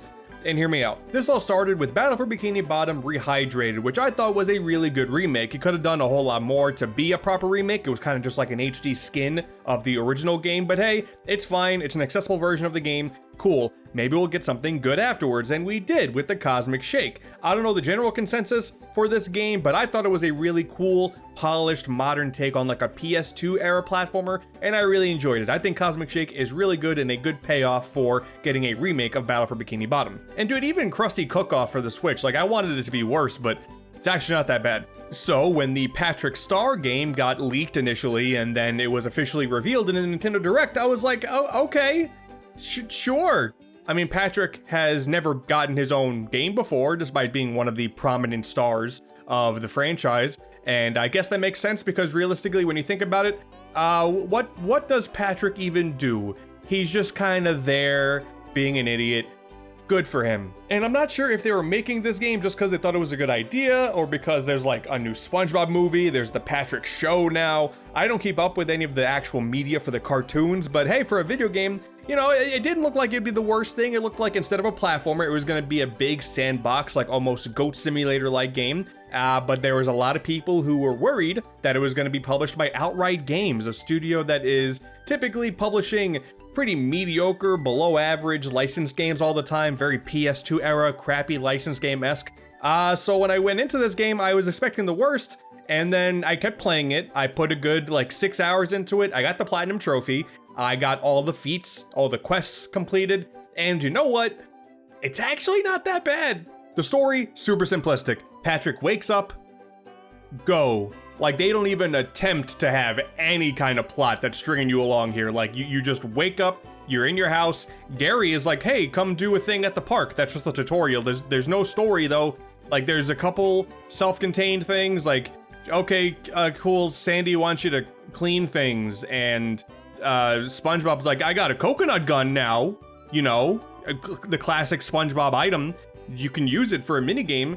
It doesn't matter. There's no plot. You just play as Patrick Star, running around Bikini Bottom, doing whatever the hell you want. It's pretty fun. I'm not gonna lie. It's actually pretty fun. What it ultimately comes down to is that there's just a pretty solid variety of things that you can do around every corner. This is an open world where it feels like every 10 steps there's something to do or there's something to collect. And for the variety part, there's actually quite a good bit. Like, I was surprised about how many things that you do in this game. You got the aforementioned coconut gun where you can do some mini games with that. There's the entirety of Glove World that has a bunch of attractions you can do there. Sometimes SpongeBob or Plankton request your help to just get a bunch of shiny objects to them, so you gotta do a bit of exploring here and there. There's a rage room where you just kind of cause havoc by just getting a bunch of items like these big hammers and just wrecking shop. You're supposed to hit the targets, but realistically just break everything. I think one of my favorite missions in the game is Sandy is working at an airfield for some reason. I don't know if any of this stuff is actually related to the show anymore at all. I don't know, but Sandy is working at an airfield, and by just activating her quest, you can go up into the sky and do some parasailing, almost Pilot Wing style, and just go through a bunch of rings and then land on the target. Boom, you got enough points, you did it. Good job, guy! There's this like artistic area by a college where you're trying to get better points than Squidward and like painting and whatnot. There's like this pinball table that you can unlock later on just for a few points. There's some food service ones which almost like evoke Crazy Taxi vibes. That was pretty good. The music there is actually pretty fun as well. It almost sounds like they were trying to directly copy Crazy Taxi with like an almost ska soundtrack. That was cool. It was just, there was a lot to do here. Like, the general structure of this game is you have this entire map, right? It's Bikini Bottom cut up into a bunch of different areas. You have everything accessible to you right from the very beginning, and on the map you can see that there are these big circles. Those are the quests. Over there you talk to a character, you participate in a minigame for a certain number of points. Okay, easy peasy. Quite frankly, I think beating all the quests can probably only take you an hour and a half, maybe 2 hours. But where all the extra stuff comes in are the feats. You see them in the top right of the screen, basically at all times. Every single location has a handful of different feats for you to do, and it often comes down to like getting a certain number of items. Maybe there's an item that you have to pull from a different location, bring it over to this spot. Like, you have to clean a plane in the airfield, so you gotta go find a cleaning thing, which is not too far, but you gotta find it, bring it back, and then hey, cool, you did the feat, cool. The jump arc is very weird. Like, even if you just tap the jump button, you go full height, and that's kind of weird. There's a burp button, which doesn't mean a whole lot, I guess. It's just kind of funny, but there are these floating platforms that when you're on them, the burp will actually propel you in the opposite direction, which That's kind of neat. I like that mechanic in any game that's in, where it's like a gust of wind or whatever, so I like that. And then you can go to sleep whenever you want. You're narcoleptic, I guess, and then you just kind of roll around, and that's how you travel faster. Don't think too hard about it. It's a functional video game. And there's also the main collectible, the jars of mayonnaise. Of course, the totally real instrument, the jar of mayonnaise. Thankfully, this game doesn't really like go deep into the SpongeBob meme category. Like Cosmic Shake did it a little bit. Here it's like, okay, we're just collecting jars of mayonnaise. I guess they didn't want to just have it be Patrick's socks again. Sure, mayonnaise jars, whatever. Those are not really a main collectible, but they're like the only real collectible. There's just a bunch of them scattered around every district, and you just gotta find them. I mean, if you want to, there's really no incentive to do anything in this game. You really just go for the sake of it. Like, this is just a toy box through and through. There's no structure whatsoever besides that. Just, hey, go. There is a credit sequence that plays once you do all the things in the Fry Cook games, but that's not really an ending. It's just like, I guess, a celebration because you competed in a competition and you won at the end. Then you go right back, and then you just keep on going. Sick. But the lower budget outright games stigma does definitely show itself pretty often. If you couldn't tell, this game is jank beyond all belief. It's not the worst thing, it's like feeling game in the world, but there are so many times you'll just bump into a thing and then fly off. There was one time I fell into the world and then I got a feat called rock bottom. I don't know if that was intended for me to like actually break the game and go all the way under the world, but that's how I got the rock bottom feat. Okay, some of the mechanics are very not great, like the throwing mechanic, quite frankly, sucks. When you get the hammer, it doesn't feel good whatsoever. Like, breaking stuff is always like kind of satisfying, but it really doesn't feel all that great to swing. You do not feel powerful. It just feels like nonsense. And one of the whole things with this game is you have access to both hands with the shoulder buttons at any time to like carry things around.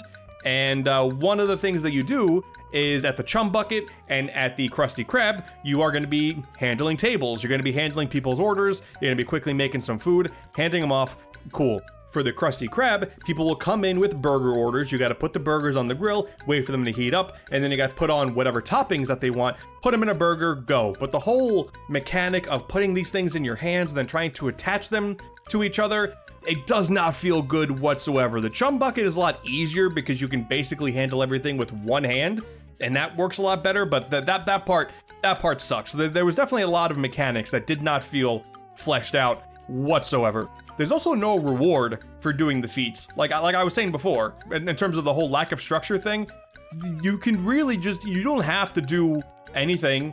I did fully complete this game, but the weird thing is, like, I got the platinum trophy before completing all the feats. This is a whole separate thing regarding the achievement system, but you don't have to do all the feats. They're just things to do. And then once I did all the feats, nothing happened. I just went onto the screen and then it was empty. Cool. But you may think, oh, you're seeing Patrick with like a whole bunch of outfits here too. Okay, cool. Cosmic Shakeout outfits. So it must be the same here too, right? Like, no. The whole thing with the quests is that you're unlocking sand dollars, and you would think, okay, sand dollars, that's like a currency. The game treats it like in the spoken dialogue, it makes it sound like it's a currency, but no, it's really just a point system. And then after you hit certain point thresholds, you unlock a few costumes, and that's it. You unlock nothing else besides a few costumes. It's so weird and haphazard, but I still had a good time with it. It's just there was no cohesion whatsoever with anything they did feel like they were trying to do here. And I do make a point to say I got the platinum trophy just to say I did play this on the PlayStation 5. I would like to point out that the Switch version, from what I've seen, runs like garbage. So that's important to know. It's not a big surprise because it's a big open world game. That is not really a thing that does super well on the Switch. And this is a game that is very clearly targeted to kids who, you know, the Switch is probably like the core demographic. Just unfortunately, you're gonna want to hold off on that, maybe unless the Switch 2 fixes things, I don't know. And then there were a few times where like I did kind of need to refer to a guide for a few things. Like there were a couple mayo jars I was just doing like the classic platformer thing of just not knowing where the one final collectible is. So I did have to check a couple times because I'm just very impatient with that whole system nowadays. And also some of the feats are way too ambiguous. Like there's one feat about getting Smitty Werben Jagerman Jensen's hat and bringing it back to his grave where it's so like it's a big number 1, finding the hat and then finding the grave. Man, that's like such a meticulous level of combing through this area. I was really not willing to do all that. Maybe you are. I don't have the patience for just that level of exploration anymore. Some kind of guide, something that would sort of push me in the right direction. For that would have gone a long way. But I do say all of this as like a grown adult. This game is not really built for me. I think the target demographic's not gonna care. But at the end of the day, the important thing to let it be known is that this game could have been so much worse. And it's not like it's amazing by any means, and in terms of completion, you really don't gotta do that whatsoever, but it is kinda, if you want just a goofy, fun little time, and you don't mind a little bit of jank, dare I say, I don't know if full price is justified here, but I had a fun time with this, which I'm amazed. I did not expect that whatsoever. I don't know if I'm gonna call this a hidden gem, but I'm not gonna say it's bad, and I went into this fully expecting it to be bad. It's a good turn off your brain. You only need to work on just these very minor things with your brain going, okay, I need this many points. I can get this many points, cool. So as I said before, it took me 6 hours to fully complete this game, 100%, getting all the trophies and getting all the quests and the feats completed. No big deal there. And I do foresee the speedrun community being kind of fun here since the entire game is open-ended. I've already seen that one of the guys who's big, and I guess in the SpongeBob speedrunning field, Shift, is already doing speedruns of this game and getting it under a half hour. Like, cool, man, that's awesome.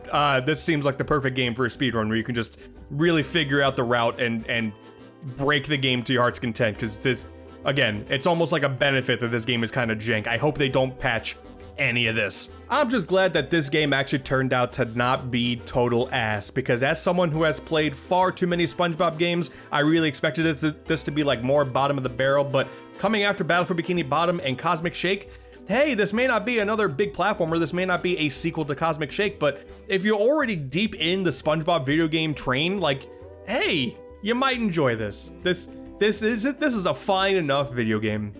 Actually, hold on. The only thing that really sucks about this game is the new SpongeBob model. He looks cursed beyond all belief. I don't like it. I don't like it one bit. Few things in life go together as well as SpongeBob SquarePants and the Game Boy Advance. Nintendo did make that SpongeBob-themed GBA SP, let's remember here. They definitely knew who lived in a pineapple under the sea. And I guess with that knowledge, you may as well slap his face on a console and call it a day. The Sponge also started his video game career on the Game Boy Color. We covered that magnificent beauty last time, which means someone saw this and thought to themselves, oh yeah, we need sequels. But really now, SpongeBob having a legacy on the GBA should be pretty obvious. In the early 2000s, SpongeBob was all the rage, so was the GBA, and licensed video games were all over the place. Learning there are a whopping 7 SpongeBob games on the console should come as a shock to nobody. Except for me, who now has to play all of them. Hell, he was even a big player in the short-lived Game Boy Advance video line, starring in 3 great cartridges, permanently preserving 12 classic episodes onto the GBA library. You'll love to see it.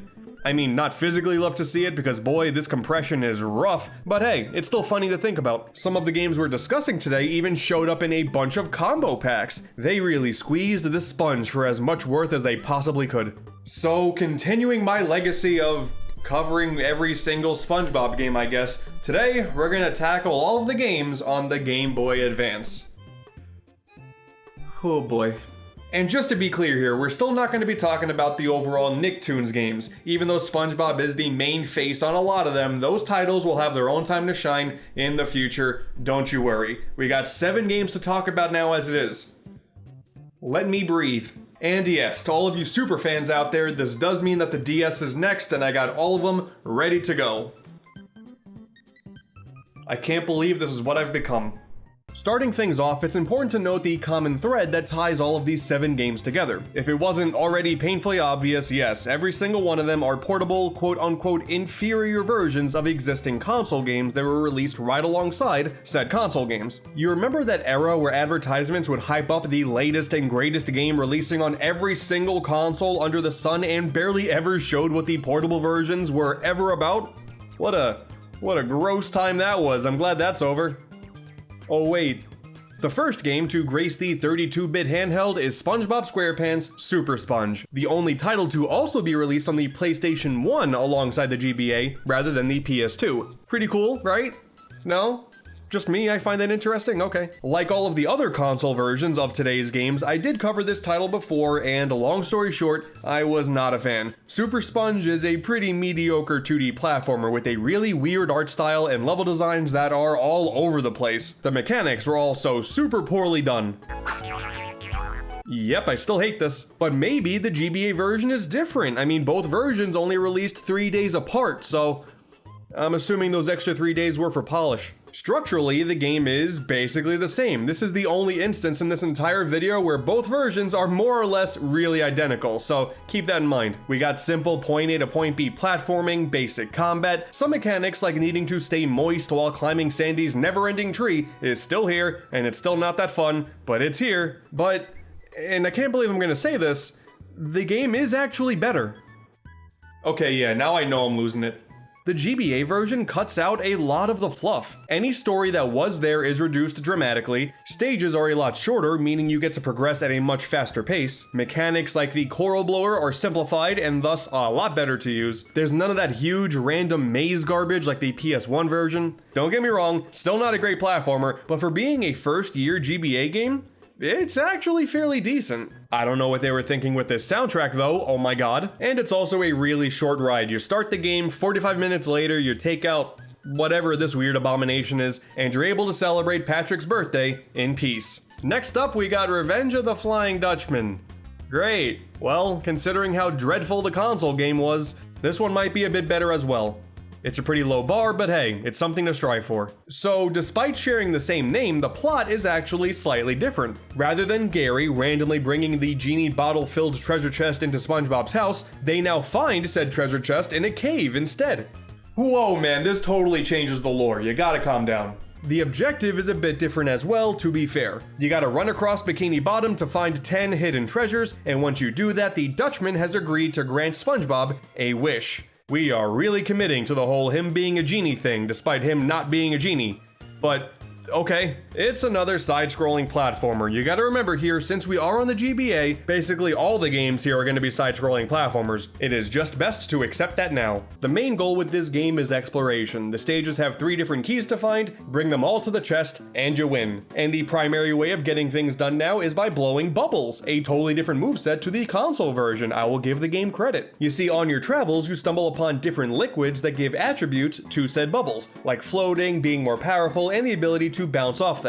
It's just that, oh my god, there is so much backtracking in this. I gave Super Sponge a little bit of credit for dropping the huge maze-like level design, but it turns out I didn't have to look far to find it. It's not even that you just have to keep running back and forth, but you gotta make sure you have the right bubble liquid at the time as well. And oh man, it sucks a whole lot. All of these different holes on him, you mean to tell me he can't just pop the different bubble bottles in there and then we're good to go? That's the inventory system. It writes itself. And then there's also these special stages that, oh god, is it better than the console version?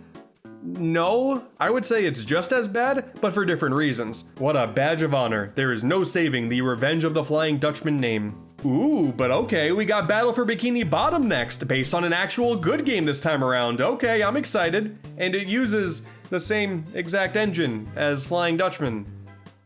Huh, okay, but I mean, now the stages are linear, so inherently that does make this a bit better, but once again, you can only complete a level after you collect the 3 shiny things within it. Why? It's not even like every level is safe, by the way. You still got back and forth to deal with occasionally, and it sucks every time. This city level is terrible. The bonus stages are a bit better. They are this time of the auto-scrolling variety, and I did always enjoy these kinds of challenges, but otherwise, there really isn't much to this one. It's just marginally better than Flying Dutchman, which is a real shame because man, Battle for Bikini Bottom is so good, they didn't even try with this one. And I can't believe Super Sponge is still in the lead. Though in a surprising turn of events exclusive to the GBA version, Battle for Bikini Bottom does let you ride atop of Mystery the Seahorse. That's pretty cool, let's be honest here. If you agree, let me see a wee snaw in the chat. Weasel. But the SpongeBob movie game, I'll be damned, it actually changes things up. For one, we finally have a decent art style now that works with the limitations of the system. That pseudo 3D stuff was ambitious, I guess, but I really dig the solid outline sprite work utilized this time around. This looks pretty good. And brace yourself, all you gotta do in this game is get to the end of the stage, and it ends. I know, I can't believe it either. The game moves at a slower pace than the previous adventures, though there is a dash move you can pull off, which is actually kind of satisfying to use. And you also control both SpongeBob and Patrick at the same time, being able to utilize strengths from both characters to get through the challenges that are thrown your way. There are these weird running towards the screen challenges, which aren't all that great, but I am genuinely surprised here. The core game is actually pretty decent. You travel across a bunch of locations that are faithful to the movie as well. I didn't think we would actually get a portable version of the movie here. I mean, it's not like Battle for Bikini Bottom shared the same levels between versions, but yeah, just in case you were worried about the GBA not being powerful enough to handle David Hasselhoff's mile-long hairy body, concluding with a boss battle on his butt, then rest easy, of course that's here. And one final thing, no thank you scary tongue grandma in a monster's mouth is one of the best lines ever said in a video game. So there is that too.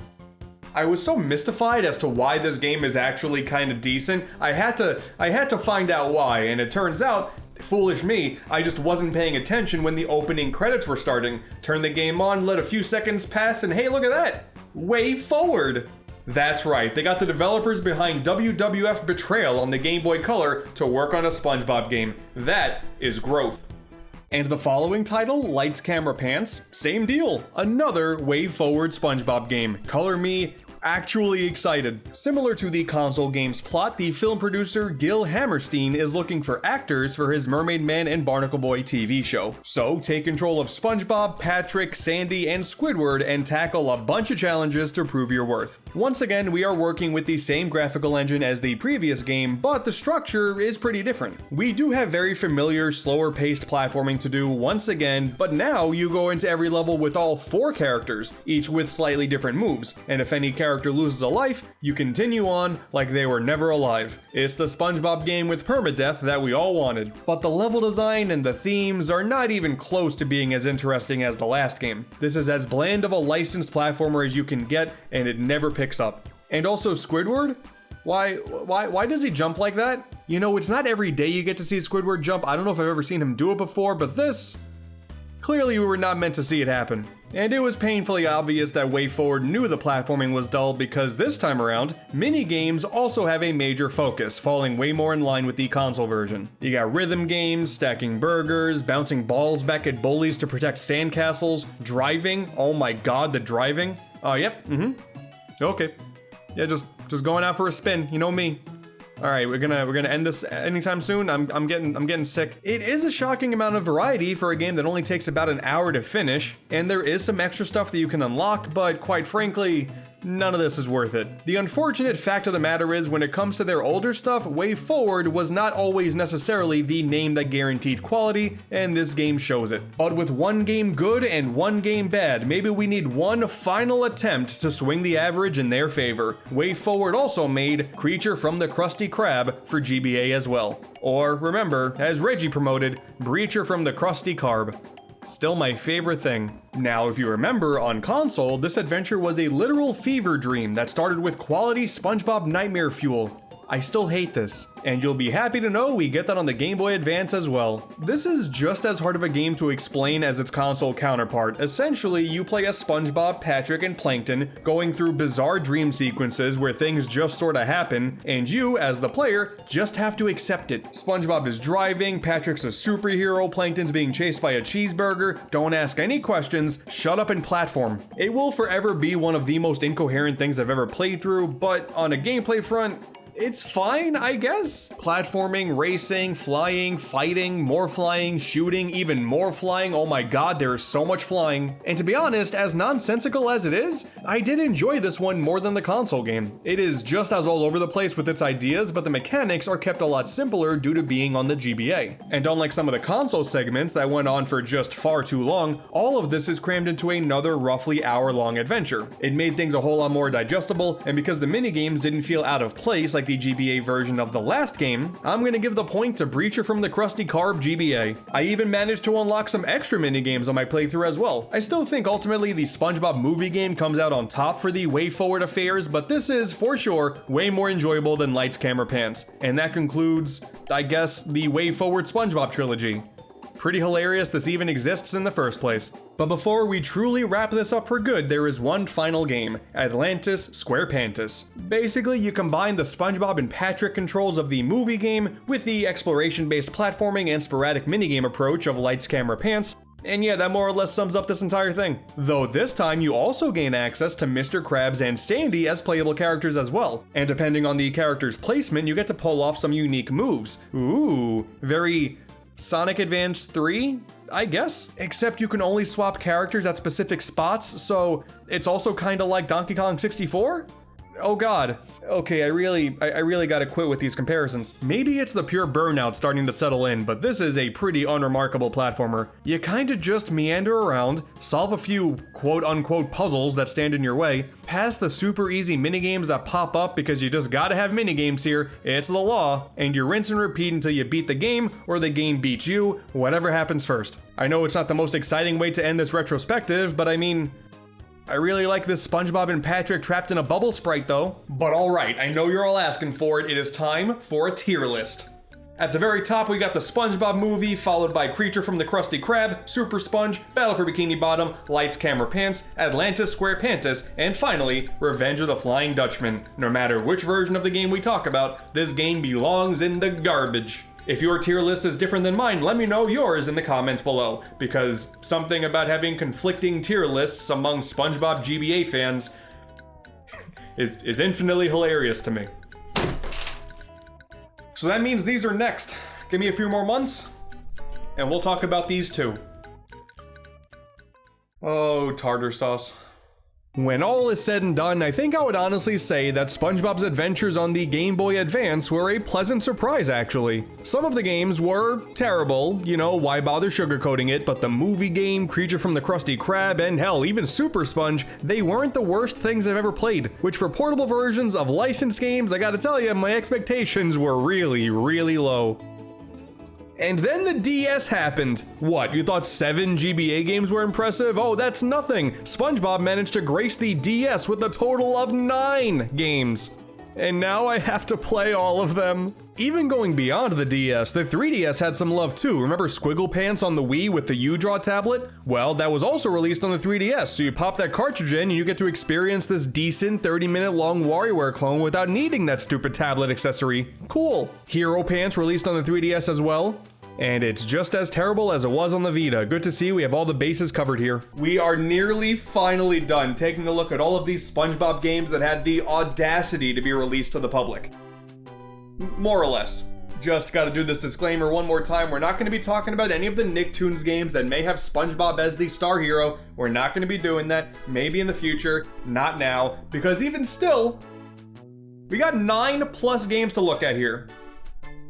How did this happen? I am rapidly approaching the state of advanced darkness here, so why not come on in and join me for the ride? This is the final stop of the SpongeBob video game retrospective. The last one, I promise you. I want off this ride so badly.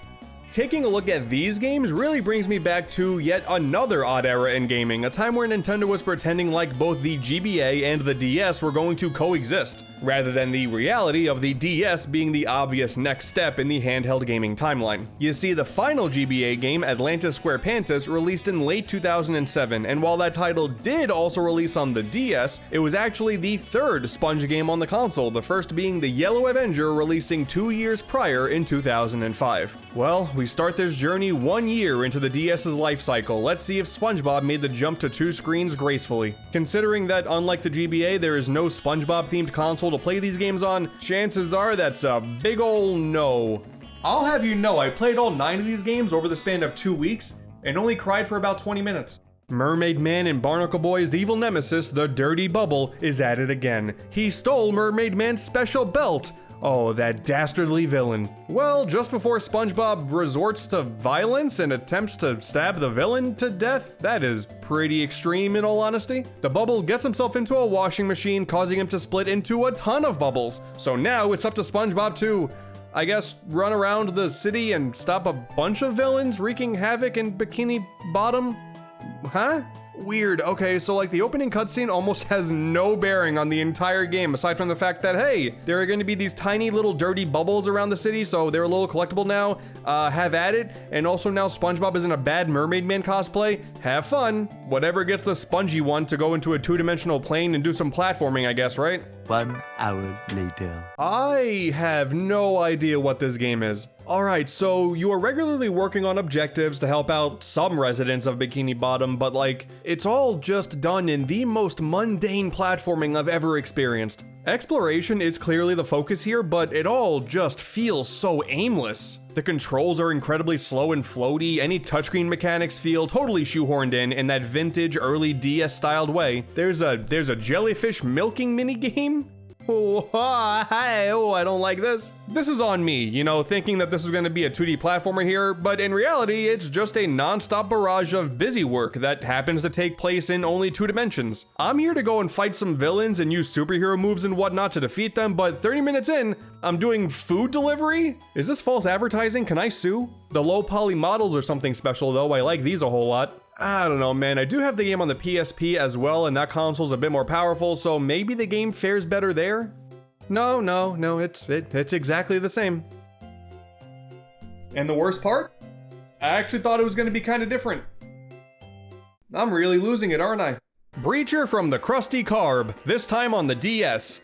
Hooray!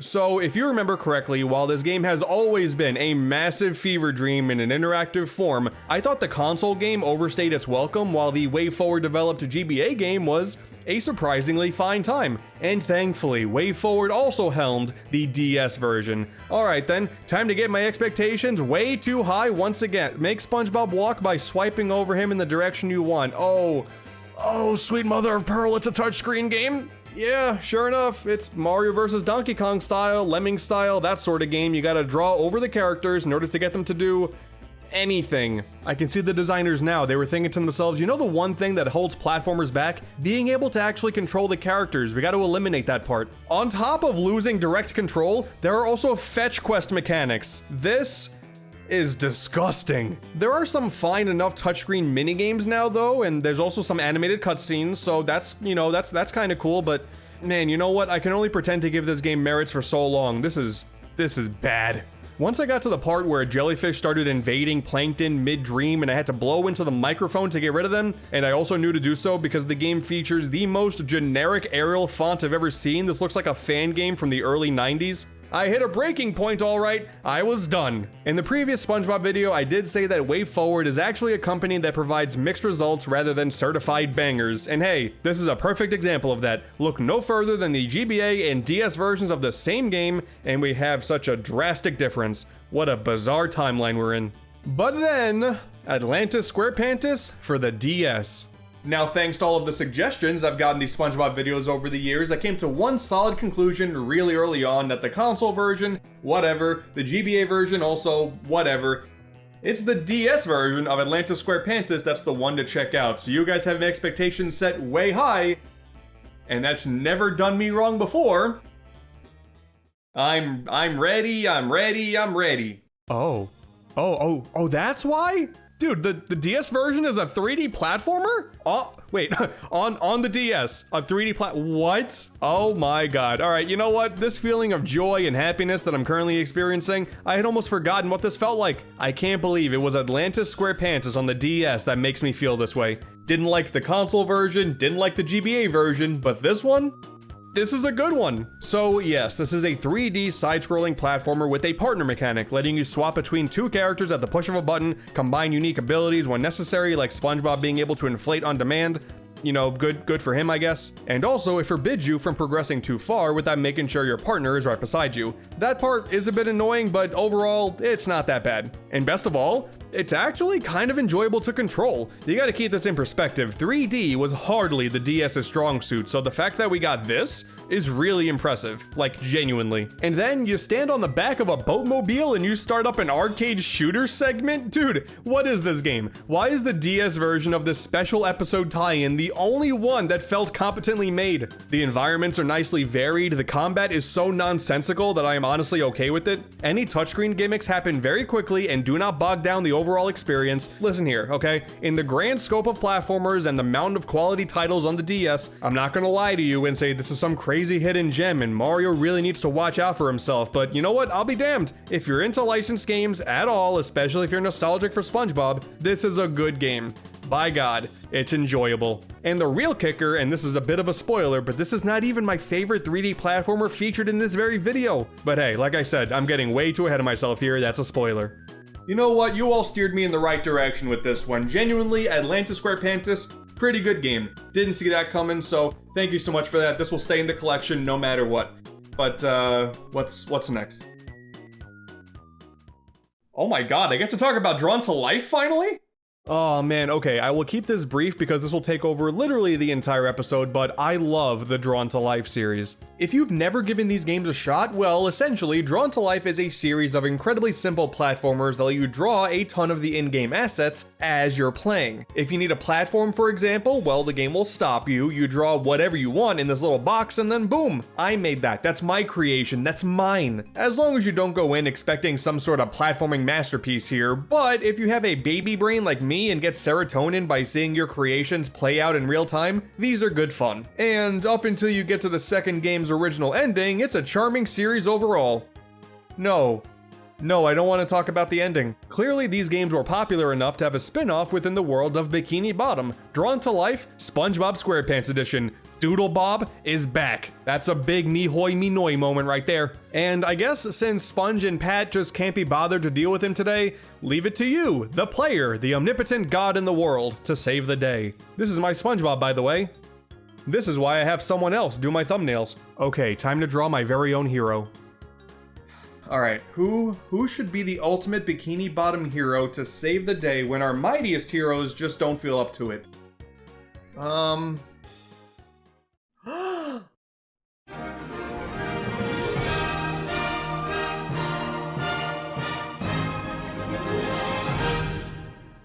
This is my fanfiction, don't shame me. Did you have SpongeBob being terrified of a poorly drawn Sonic on your bingo card for today? Don't lie to me, of course you did. So yeah, like the rest of the games in this series, this is a pretty unremarkable platformer, but you often run into these drawing segments where you get to draw in-game elements like checkpoints and bubble platforms. When you go back to the hub world, you can draw things like houses and furniture for said houses, and I don't know, considering I'm sticking to this whole Sonic thing, making a bed with a Chaos Emerald blanket, I am enjoying this immensely. Every level also has multiple hidden Chow in them to find, which is crazy since Sonic Adventure taught us that Chow can't swim, yet they're all over the water here. That's crazy, that's where they go when you mess around and put them in the pool in the Chow Garden, they end up here. Drawn to Life can realistically be the dumbest game you want it to be, and I couldn't appreciate that more. Drawn to Life is good, but it is very much a what you see is what you get kind of game, you know? But hey, at the end of the day, 2 good SpongeBob games back to back. That's really cool. I didn't think that was gonna happen here, but I really just hope we can keep this train going. So what's next?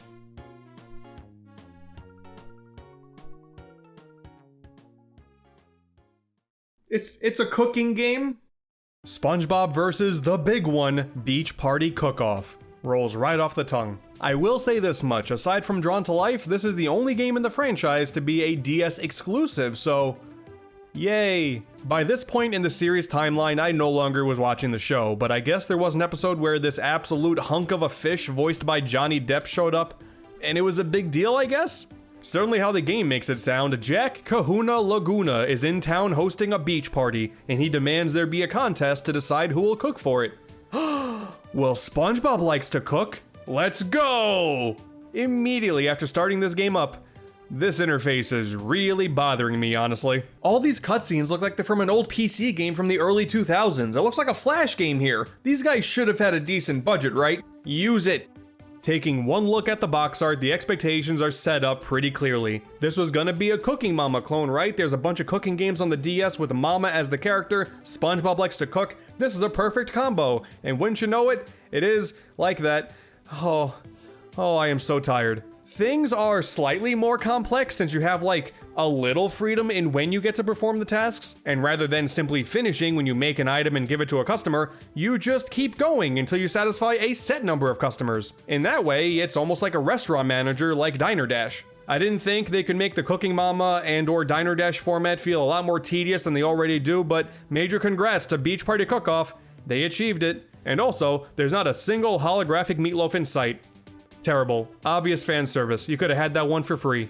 You know what would have been a really good idea for this? They should have used SpongeBob's mother for this one, trying to teach a young SpongeBob how to cook. That way we could have a legit Cooking Mama crossover the same way we have a drawn to life one, but whatever. You know, I won't be mad about it. I'll just stop writing these perfect fan fictions now. Next up, we have Truth or Square DS. Okay, now Here is where the real money is. So, a quick refresher course on this one as well. I wasn't huge on the console version. It was developed by the Battle for Bikini Bottom devs, so that's cool, but it was easily their weakest work with the property. Although, every version of the game also has a different yet equally creepy zoom in on SpongeBob's face as the box art, so you know, that's something. However, with the DS version, we have another 3D platformer, and it's actually pretty good too. Oh my god, that's crazy. Had to jump back to the opening credits for this one now to see. Okay, Altron. Can't say this is a studio that I've really heard of much before, but per their Wikipedia, they're responsible for just a ton of licensed games, but more importantly,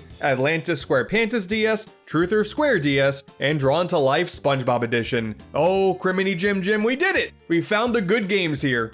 WayForward may have had the most interesting trilogy on the GBA, but I think Altron are the ones that provided the most interesting trilogy on the DS. This is really exciting. So essentially, Truth or Square on the DS is a more refined version of Atlantis Squarepants. It controls a bit better, it looks a bit better, the exploration is a bit more rewarding, the team-up mechanic is totally gone, making progression a lot more seamless. You can still become a big shot after getting happy enough. By God, this may be the definitive Truth or Square experience. There is some touchscreen and even microphone mechanics here or there, and that stuff isn't all that great, but man, this was overall a genuinely enjoyable game and one of my favorites in the entire SpongeBob franchise. Didn't see that coming. The entire concept of going through SpongeBob's memories is still not all that fleshed out since it never really feels like you're reliving the moments from the show, but unlike the console versions, the levels here actually do end with segments that make sense. You got jellyfishing, the fry cook games where you go one-on-one against Patrick, the talent show where Squidward tries to be a big deal but SpongeBob the janitor is getting a whole lot more applause. That's here too! Damn it, I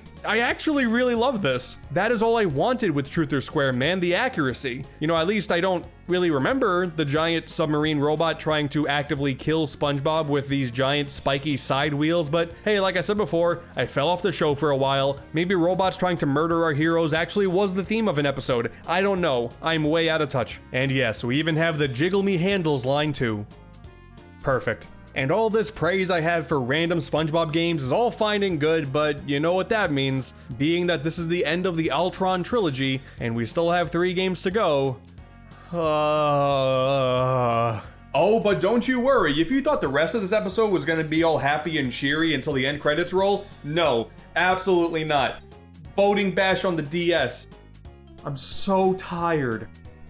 So the Wii version of Boating Bash was honestly kind of okay. A car destruction game fits SpongeBob a whole lot more than a traditional racing game would, and the developers did a pretty decent job getting a fun time out of it. But if you were wondering if it were possible that cumbersome touch controls for a racing game on the DS would make the game incredibly unfun, then good job, you nailed it. All you do is hold on the touchscreen in the direction the road is, maybe bump into another driver if told to do so, and I mean, I guess this is the only way to get it done since it's not a traditional racer like Mario Kart, but this game also didn't need to exist in the first place. We're back in licensed game hell. Surf and Skate Road Trip. Alright, this one is a little bit more interesting. This does have a console version, but yes, as you can see, it is exclusive to the Xbox 360. Oh, on top of that, it's also a Kinect game. That's a double negative right there. Hey, with that knowledge, I don't even need to play the game to know it's not fun. This one was obvious. Well, last time I checked, you can't hook up a Kinect to a DS, so we're golden now.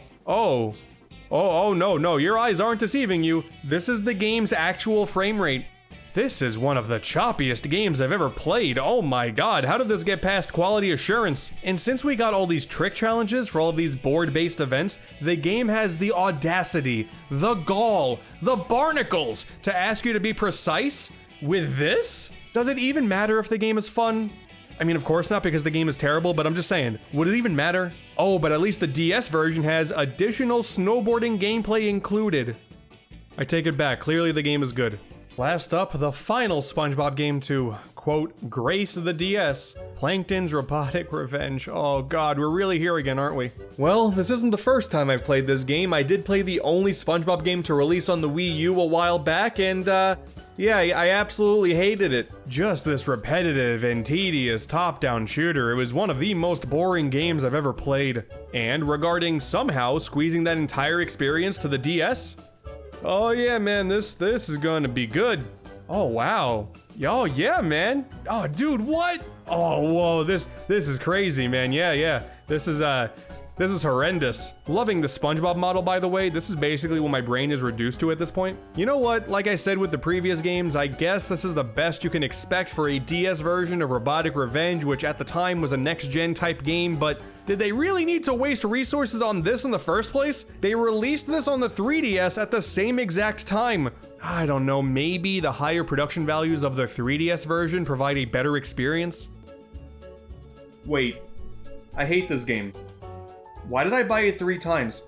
Considering the DS is more powerful than the Game Boy Advance, it's at least notable how much more variety there is to be found here, so that's interesting. But 3 good games in a sea of 9. The 3 games on 3DS aren't all that good either. It is really telling that the further along the SpongeBob video game timeline we got, outside of a few special circumstances, I won't deny that, things just got worse and worse and worse, and we ended with total rock bottom. Praise be to WayForward and Altron. If not for you guys, the franchise would be batting a damn near 0. This entire retrospective really makes the release of Battle for Bikini Bottom Rehydrated and the announcement of the upcoming platformer, the Cosmic Shake, all the more impactful. There is good to be pulled from this franchise, but a lot of companies have no idea how to get it done, and we got to see it firsthand.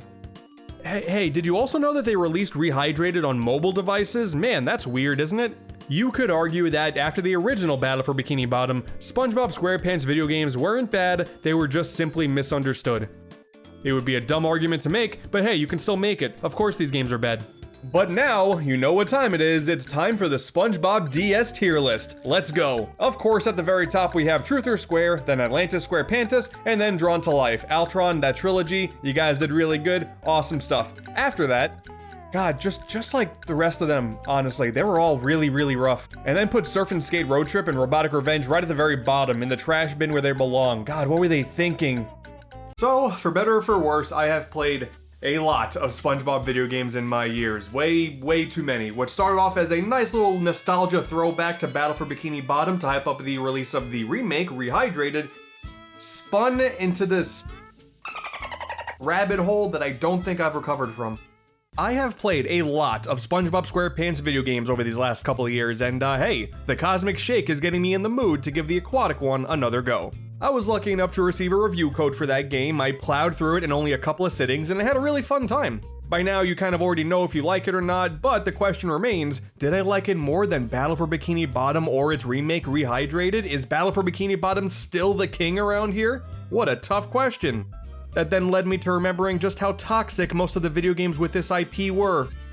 So including all of the games I played for the retrospective, as well as a few more that I didn't play for that retrospective that I added on after the fact that I've played since then, we have a total of 37 entries on this list with more than 37 games. Whew. And before anyone calls me out for being a liar, I do say every SpongeBob game, but realistically, it's every with a big ol' asterisk. So much like the retrospective, these are SpongeBob exclusive games, so no crossovers like Nickelodeon Kart Racers, and no mobile games are gonna be in here. There's gonna be no, like, weird PC Flash games. Like, it's just not gonna happen. Do you really need my opinion on Doodle Jump SpongeBob Edition? We're sticking to consoles, handhelds, and some PC games. If we went beyond that, we would be here forever. There would be like 100 games, and they would all be bad. It would be a total waste of time. Do you really need me to tell you about Fists of Foam for the Didge? Surf and Skate Road Trip for the DS. What a God, what an unholy war crime this game turned out to be. The frame rate, oh my God, this frame rate. I wish it was the video being bad, but no, this is how it is. This is a handheld version of a console game, so right out of the gate, it's expected to be a little bit rougher around the edges than its console counterpart, but this just straight up feels like it's not finished. And quite frankly, even if the game did feel like it was properly optimized for the really powerful Nintendo DS, it likely wouldn't change anything. It's just a series of mind-numbing sports-themed minigames all about racking up points, and that's about it. Again, if we start counting random mobile games or flash games from the old Nick.com website, then maybe this isn't the worst one out there, but for actual consoles, rock, bottom. Revenge of the Flying Dutchman, GBA. The Game Boy Advance is home to many SpongeBob games, and naturally, they're all side-scrollers. That's about what that console is able to handle. But what makes this one particularly bad is its focus on exploration, while simultaneously being incredibly obnoxious to explore. Gathering these different types of bubbles to handle different types of blocks is a fine enough idea, but when you can only hold one type at a time, and required collectibles need specific types, and you gotta memorize the level designs, filled with no interesting set pieces, and then you have to go back, get this one bubble type to get to this one wall, it's bad. It's just a load of barnacles. Surf and Skate Road Trip for the Xbox 360. Ever since I initially dismissed this game's existence in my original retrospective, I have had the, I don't know if pleasure is the right word to use. I've played a little bit of the 360 version, and yep, don't like it. It's a Kinect game, and quite frankly, I'm convinced there is not a single game with that device that I will ever find good. The controls never feel natural, menu navigation is a pain, and even if normal controls were an option with the controller, it then just boils down to a series of, once again, poorly done sports levels, this time more similar to Tony Hawk Downhill Jam levels, to go for a high score, and that's it. This is really only not at the bottom of the list because on a console now, it looks kinda decent. That's the most praise I'll give it. Sorry, Kinectians, it took one session of Surf and Skate Road Trip and Hulk Hogan's main event to realize that this controller-free gaming thing just ain't my thing. Plankton's Robotic Revenge for the DS. So this is one of those games that got a port on nearly every single console under the sun at the time, but while all of those versions, including the 3DS version, are more or less identical, the DS version specifically... Oh no, SpongeBob me Bob, what happened? This is just an incredibly slow and mindless top-down shooter where nothing happens, and you can tell this game was made to meet a quota rather than to actually make something decent. Not to dismiss the art style either, the game is about as ugly as homemade soup. Considering the console versions at least have multiplayer potential and this one is single player only, it's clear why this specific version is lower on the list. Not like I would be able to convince friends to play Plankton's Robotic Revenge on the DS anyway. Hero Pants. I will give them credit, they did take another stab at the simple multiplayer SpongeBob game idea with this one, and it is kinda cute at times. They can turn into a superhero as a mechanic, and Sandy turns into a realistic squirrel. That's funny. Kinda. I mean, again, it is meant for multiplayer, I understand that, but in order to convince friends or family or enemies to play with you, it's gotta be at least kinda fun single player, and this super slow platformer with brain dead puzzle solving while the characters just constantly mouth off one-liners, yeah, no, it's not happening. It's really no surprise that in the SpongeBob timeline, there wouldn't be a single game released on consoles for years after Hero Pants. It couldn't even win the 2016 Kids' Choice Awards for Favorite Video Game of the Year, and that should really tell you something. Underpants Slam for the 360. This Xbox Live Arcade title got the backward compatibility treatment for some reason, so I finally got to play it. And dude, this game is such mega bubble bass. I at least thought, you know, looking at screenshots it would be like a proper 2D platformer or something that's level based, but nope. You get thrown into a confined location and you gotta collect 100 underpants. Just don't die and that's it. I thought there would be something more to this, but no, that's that's it. I thought I was going crazy, but that's the entire game. You just unlock more stages to collect more underpants in, and that's really the whole game. I'm stunned. Clearly, like the previous games, there was a focus on multiplayer here, but it's just the characters jumping around, picking up shiny things and avoiding jellyfish. Who's gonna be down for this? And judging by the immediate rejection of trying to find a game online, clearly the answer is nobody. Phil Spencer, why did you allow me to play this on my Series X? I don't understand. Plankton's Robotic Revenge for console and 3DS. This one does get some extra points for at least being kinda more visually competent, and yes, if you have your friends along and you give them enough money, you can play it multiplayer too. But it doesn't change the fact that this remains a very slow and lifeless shooter with very bland mechanics for literally everything it tries to do. It is painful. The shooting is boring, the platforming is boring, the level designs and the themes are just so boring. What was the creative process with this? The answer was there was none. I'm sure some kids out there had a pleasant nostalgic experience with this, but honestly, this is overall just a miserable time trying to capitalize on the likes of, I don't know, Ratchet & Clank All for One, Disney Universe. There was a very specific pocket in time where this game made sense. It was like when all the Lego games were happening.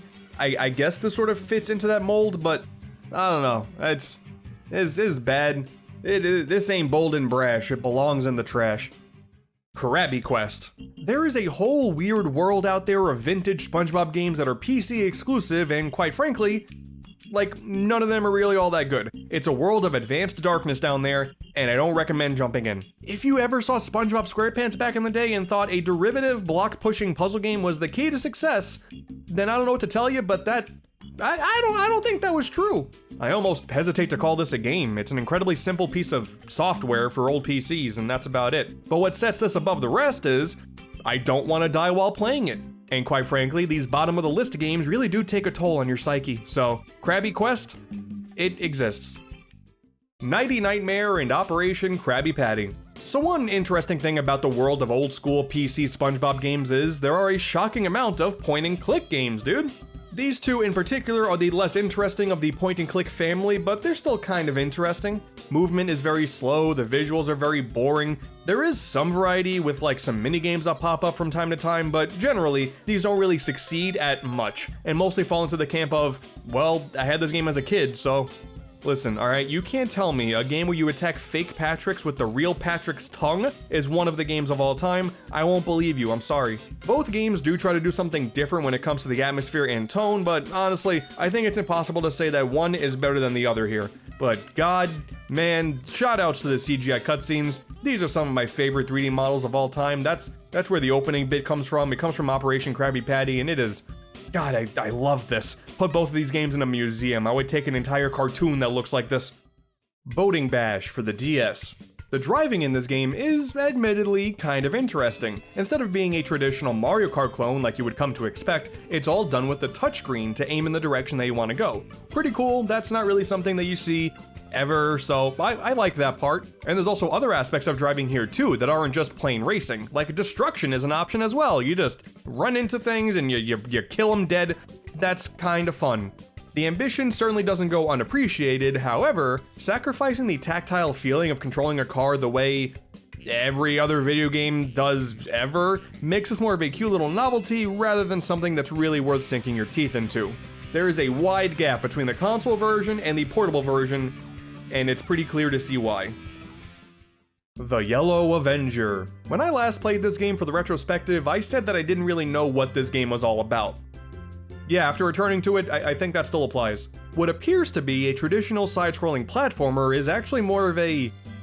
I don't know, man. It's like a never-ending series of fetch quests in the style of a side-scrolling platformer. There is an overarching plot about helping Mermaid Man and Barnacle Boy and helping out a bunch of other people infected by dirty bubbles, but so much time is spent just simply running around in circles around Bikini Bottom, accepting and completing quests from random civilians.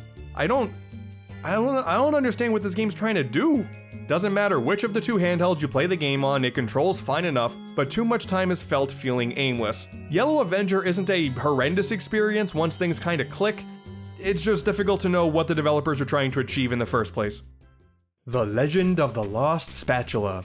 Okay, so like, this game isn't good, but as time passes, I'm finding this Game Boy Color aesthetic a lot more charming, and I think that's why I dare put this game this high on the list. Finally, the world of Bikini Bottom in the palm of your hands. Firmly grasp your Game Boy Color and let's go. It's beautiful. Similar to the Yellow Adventure, this game has a bit of an open world sort of vibe as a side-scrolling platformer, but with the platforming and the exploration a lot faster paced. And honestly, it's funnier given how ugly everything is and how stupidly high SpongeBob jumps. This game is completely unhinged and I am all here for it because like there's moments when you'll find a treasure chest and open it and then it just says April Fools.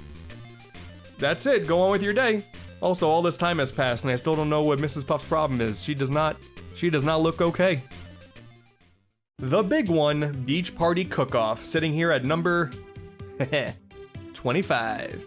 I mean, I understand Cooking Mama was popular at the time, so having a SpongeBob-themed cooking game on the same console, it does make sense. You gotta cook a bunch of food in a fast enough time to have the privilege to cook for Jack Kahuna Laguna's famous beach party. And naturally, simple touchscreen minigames were the way to go.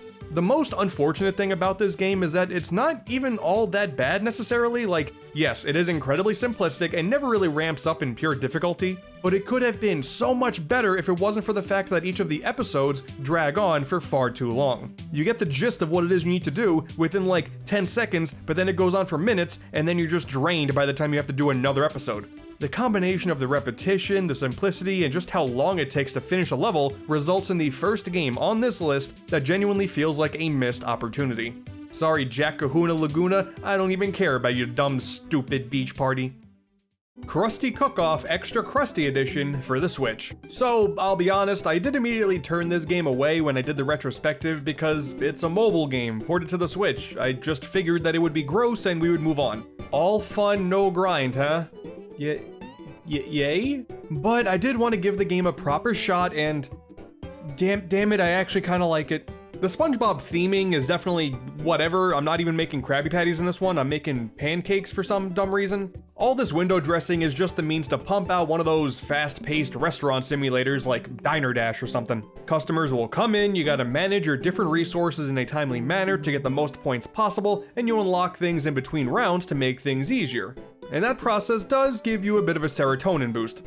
In the context of this list though, Beach Party Cook-Off walked so that Krusty Cook-Off can run. The faster pace and quicker rounds makes this way more digestible than the game that we mentioned previously. And yeah, that is technically another bright side, no microtransactions or grinding. I mean, that's nice. Although there is supposed to be, there's like a section for an in-game shop, but it doesn't seem to work, so good. Creature from the Krusty Krab DS. One of the things with every version of Creature from the Krusty Krab is everything feels like an insane fever dream. You just have to expect these games in particular to be batshit insane. But what makes this version particularly bad was, of course, because it's a DS game, you don't directly control the characters, they move automatically, and with the touchscreen, you influence their movement instead. And they move so damn slow. It's not like a game like this can't inherently work, but in this situation, it is such a slog that if you were to experience anything Creature from the Krusty Krab related, this is, far and away, the worst way to do so. And it was developed by WayForward. I'm telling you, man, this whole thing is a fever dream. Super Sponge PS1. The very first ever console release for the franchise. And it's a run-of-the-mill 2D platformer. Listen, it's not my fault that these side-scrollers are so close together on this list, they're all very much the same. But, finally, we have a traditional level-based platformer now, thank King Neptune. We jumped from having a couple below-average open-world platformers to a below-average level-based one. I'm so thrilled. There's definitely some novelty to this looking like a cursed Windows 98 screensaver, but when you really boil it down, at its best, it's an average platformer with the sponge aesthetic, and at its worst, you got mechanics like the reef blower that feel terrible, and I would likely do anything else outside of playing the games below this, of course. Many old cartoon licensed games just feel like standard platformers with the IP assets just splashed all over it. During this era specifically, there were a bunch of franchises that broke away from that trend, specifically in the 3D space, but right here, this what we have right here? Nah, it's not good.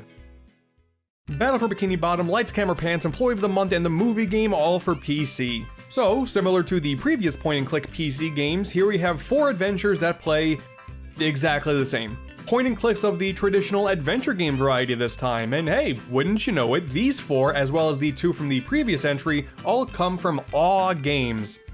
Aw, man. These guys kept super busy in the early 2000s with all of these SpongeBob games, and honestly, I respect the hustle. But yeah, regarding these 4 games, they are all basically identical. Sure, different plots and locations, of course, but unless I state otherwise, you probably can't tell any specific game apart from this group. But this traditional adventure game genre really suits the style of SpongeBob way more. You got plenty of characters to talk to, when all 4 games are combined you have a ton of varied locations to explore, and naturally there are some minigames to spice things up too, It's fine. These are fine experiences. The genre isn't for everybody. I kind of think that this format can get repetitive very quickly, but for what they are really charming ways to explore Bikini Bottom. And, once again, I am in love with these CG character models. Oh my god, tell me you don't love these two. They are my new favorite thing. In-game flying Dutchman, though, on the other hand. Oh god. Obstacle Odyssey 1 and 2. Now this one totally took me off guard since I didn't even touch this one for my retrospective, but I'll be damned. Some old school PC exclusive SpongeBob games that I actually kinda liked. Essentially, this Obstacle Odyssey duo is like a mediocre platformer take on Super Monkey Ball, I guess. Sets of platforms floating in the sky, you collect some items and get to the end. There's a time limit. I mean, I really don't know why SpongeBob's name is here. Quite frankly, you could throw in Doug into this instead and it would make just as much sense. These may also be the worst SpongeBob models I've ever seen in my entire life. And yes, that is to this game's benefit. It's really symbolic of the SpongeBob video game franchise that this series of games is roughly halfway up the list, but hey man, I found a cute little hidden gem in the process. Criminy Jim Jim, we call that an absolute win. Revenge of the Flying Dutchman on console. Finally, the first entry on this list that feels like a true 3D platformer. Obviously, as time has gone on, the cracks in this game specifically have started to show in not so glorious fashion. It's often rough on the eyes, mechanics feel very rough, my game crashed so I never even got around to beating it, that was fun. As it stands though, this is the best way to experience Under the Sea on this list yet. There is still a novelty to working with this game's most bare basic platformer tropes, like completing missions and collecting shiny things, that's about it. There's not like a whole lot of thought put into the rest of it, but by god, this game certainly is a 3D platformer. It's just a generally unremarkable adventure with way too many mindless roaming around quests for its own good. It results in a game that's oddly eerie and sort of dreamlike more than a genuine platformer. Very interesting historically and not the worst game on the planet, but for what's gonna come out after this game, yeah, this spot on the list is definitely deserved. Alright, you made it to the halfway point. Did you expect, like, all the games so far to be all the bad ones? Of course you did. You already know what I'm going through. It's a lot of pain, and you guys like to see me in pain. But stay tuned to the end, because I know you want to see where Cosmic Shake stands up compared to everything else, and you may not know. It may catch you off guard, it may be what you totally expected. We won't know until we get there, but just word of advice. What doesn't kill you usually succeeds in the second attempt. So be careful out there. Atlantis Squarepants for the Game Boy Advance. The most commendable thing about the GBA version of this game was that not only is it a platformer all about buddying up two characters at all times, that's kinda different, but the game also goes out of its way to make sure that all four playable options actually play differently. It leads to a game that actually requires some thought to figure out which character or set of characters is best to utilize for the puzzles that are in front of you, and that's nice. And you know what? The minigames, there's a bunch of them. They're not that bad either. It's still otherwise uninteresting with no discerning set pieces and far too much meandering around for its own good, but you can tell that we're finally getting to the point in this list where things are starting to feel, you know, a little bit more like an actual playable video game. We're making progress here, folks.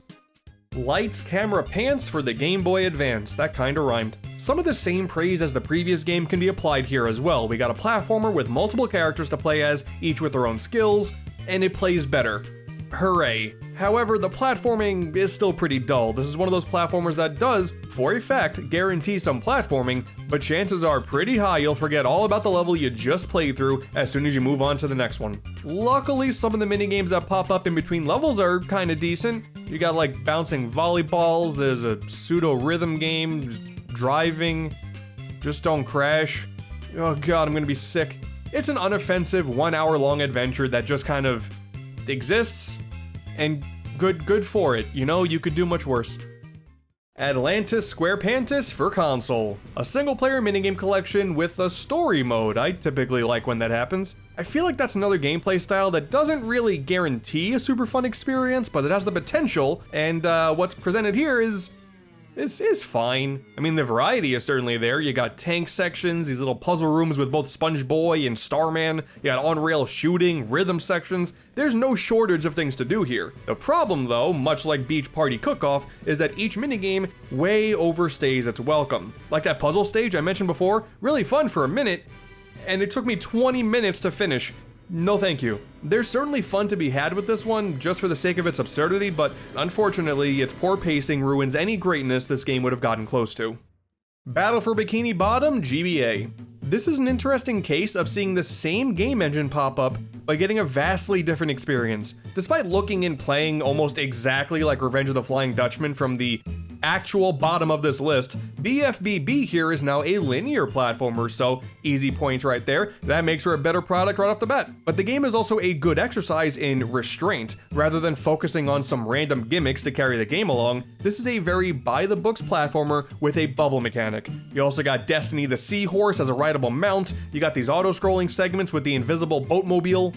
Those are things that add variety while still having the game feel like SpongeBob Squarepants, and yes, that is clearly very important because many other games on this list just feel like SpongeBob is slapped into it, but here, by God, there's actual thought. On its own, it's clearly not going to set the world on fire, but in comparison to a lot of the other games on this list, this is a godsend.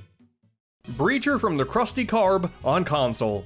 Like I said before, when it comes to this title, expect just a total fever dream. Like the version before it, you can expect the same thing here, sometimes frighteningly so, but this time it's in the form of a 3D platformer. Let's go! By this point in the series' history, there had already been an established format of what a good SpongeBob platformer is, but unfortunately, due to a change in developers, this is an adventure where the mechanics feel fine for the most part, but nothing really stands out as anything particularly good.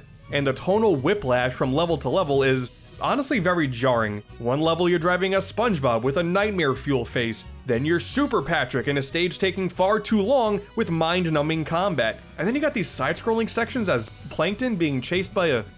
what? This is a weird game. The novelty of not knowing what's gonna happen next does carry it through to the end. I will give the game that because I was definitely enthralled, for better or for worse, but the lack of focus drives me crazy, and whoever drew that SpongeBob face should be in prison. Boating Bash for the Wii. In terms of the non-platformers in this franchise, no idea makes quite as much sense as putting this psychopathic driver who cannot get a license to save his life behind the wheel and expecting him to cause nothing but damage and destruction with a bunch of his friends, and damn it, that makes for a perfect game. This is actually a lot of fun.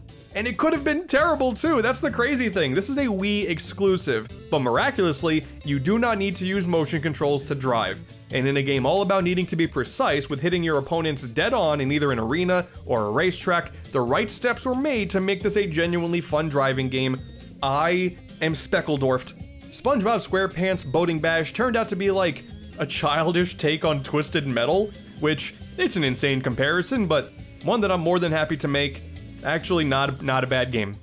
Super Sponge for the Game Boy Advance. Alright, now hear me out.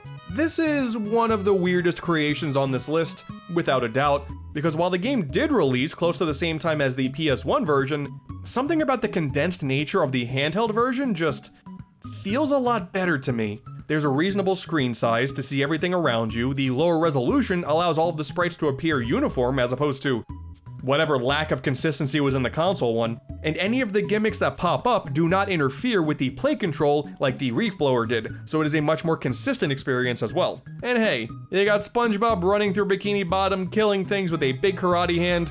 It's a surprisingly good time.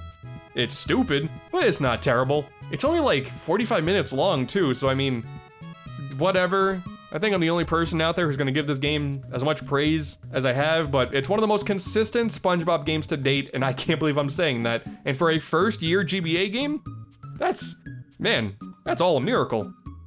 Creature from the Krusty Krab for the Game Boy Advance. It's not every day the portable version of a game is the best version of that title, but considering how not good the DS version is, it's crazy that the GBA version is actually really solid. Aesthetically, both handheld versions are clearly identical. However, this is structured more like a traditional platformer with traditional controls, so combining that level of wackiness with a control scheme that doesn't make me want to gouge my eyes out with a Nintendo DS stylus, you know, I had fun. The fever dream nature of Creature from the Krusty Krab still leads to mass confusion as to why you're doing the things that you're doing, but like Super Sponge, having a much more condensed adventure with simpler mechanics at least makes this a fun little spectacle of a game, and one that, if you're deep into the SpongeBob video game rabbit hole like I was, it is actually worth checking out.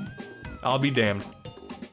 Truth or Square for consoles. Hot off the heels of Battle for Bikini Bottom and the movie game, Truth or Square is the final title in the video game trilogy created by Heavy Iron Studios, a team that really knew how to inject a lot of love, passion, atmosphere, and fan service into a SpongeBob 3D platformer. And while it's not as fondly remembered as the first two titles, there's still a lot of good here. On this grand adventure to relive memories of SpongeBob's past, you go out to do some of the typical platforming and battling that made the spongy platformers a worthwhile name in the first place. You run through jellyfish fields, you get to take down Robo Squidward, you inflate yourself with water. It's a cursed sight no matter how many times I've seen it. It's overall a very solid time, nothing is really outstanding though. Also, it's pretty short, and your moveset is a lot more limited than the previous games. You're reduced to just a few little power-ups this time around, and the overall linearity really docks the game a few points. It's a shame, because they had a formula nailed down perfectly before, and here, they really diluted it. Not for the best, it's still fine, but if you played the other big platformers in this franchise, it's still worth giving this game a shot, but only under that context. Lights, Camera, Pants for consoles. Now, typically, a minigame collection based off of a cartoon license really has no right to be as good as it is, and this is surprisingly okay. We've already gone over this with the likes of Atlantis Squarepants. You would think that a similar game would be just as bad, but no, it's not. There is a plot that attempts to tie things together, and the cutscenes are surprisingly well done, but who cares? This is simply put a really solid set of 30 minigames that are really well done. Working with a buddy to volley supplies in the Krusty Krab, fishing for beach balls for the highest score.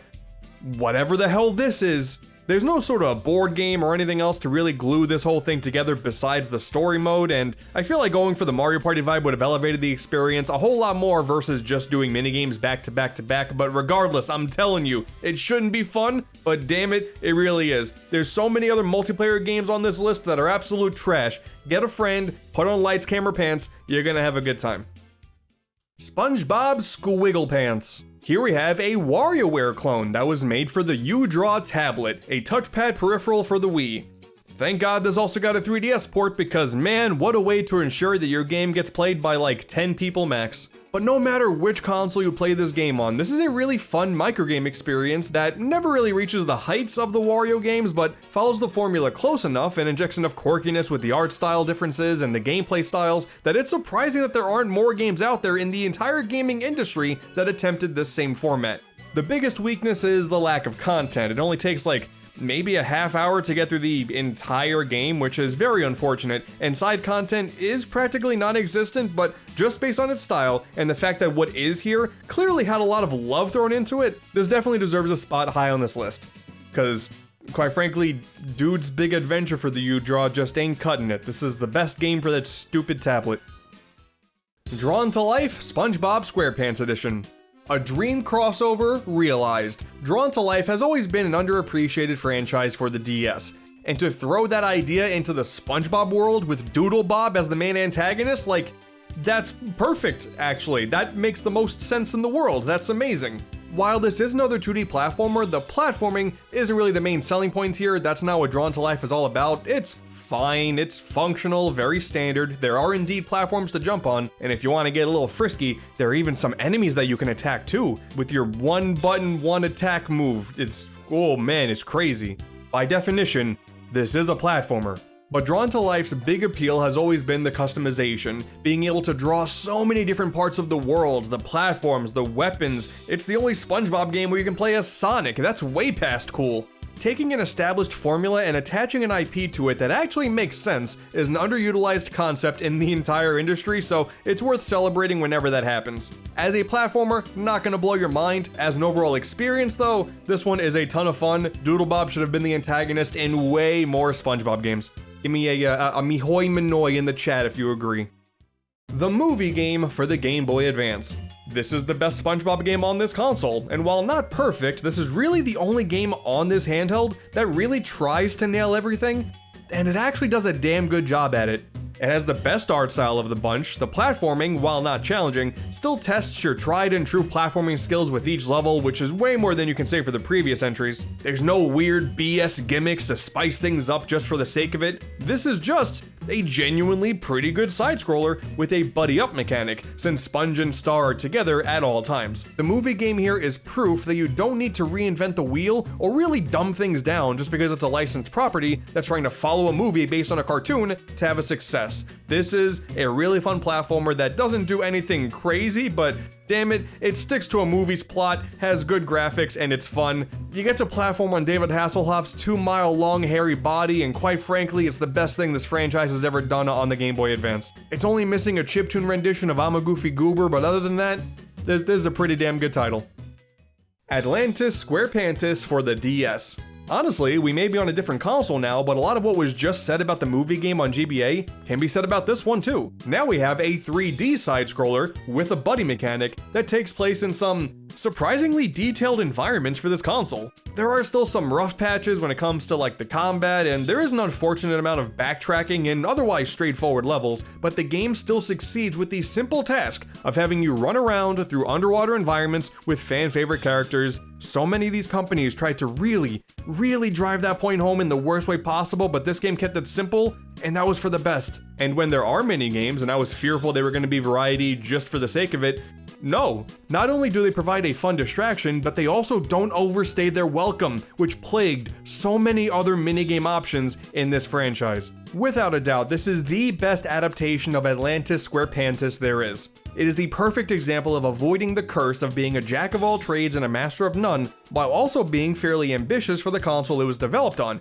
given that we have a decent 3D platformer here on a system that didn't really have all too many. Damn good stuff, but with that said, it really should come as no surprise that next up is Truth or Square for the DS. Yeah, so like, take what I said about Atlantis Squarepants and just say it's more refined with this one. This one, I'll be damned. People told me this was going to be the best one, and damn it, you were right. While the partner mechanic in the previous game was fine, maintaining a similar gameplay loop but relying solely on SpongeBob and expanding his moveset instead provides the best DS SpongeBob experience there is. Easily, no question, and considering once again, the console did not have a ton of 3D platformers, it's remarkable that SpongeBob has two. You do still have some unfavorable gimmicks from time to time, like some touchscreen stuff and even, God forbid, the microphone.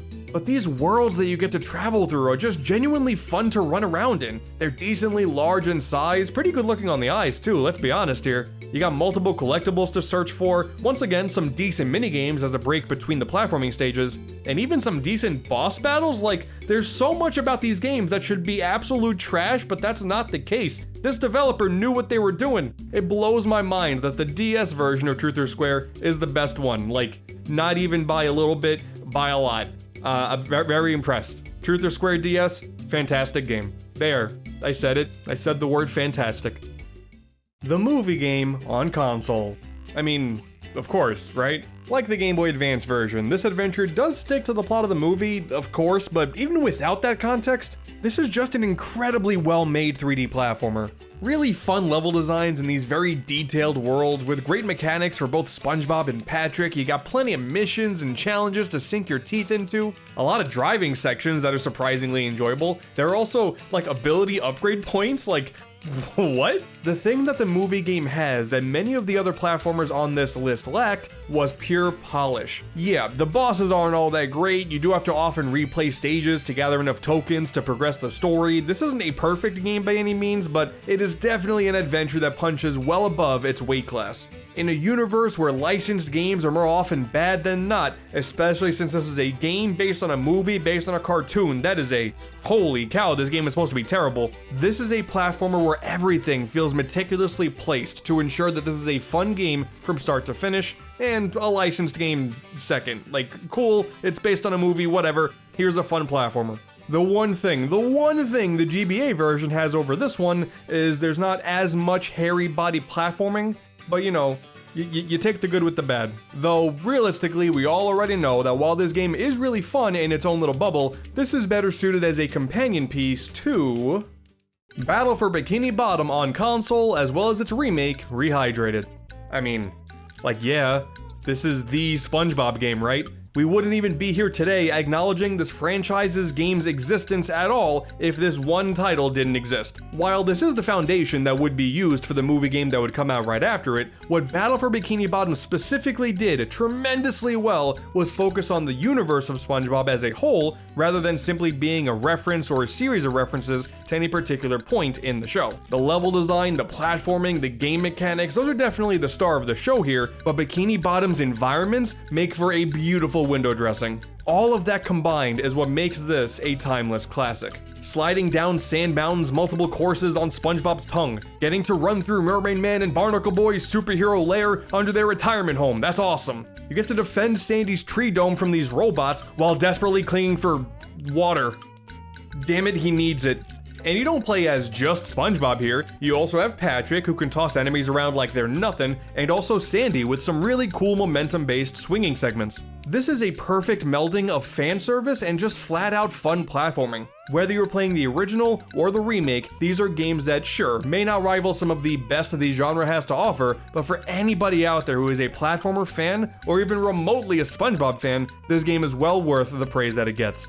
If anything, like, it's kind of annoying that they didn't get the voice actor correct for Mr. Krabs, and that's been weird all this time, and they didn't fix that in Rehydrated. That's very annoying, but I've come to terms with it.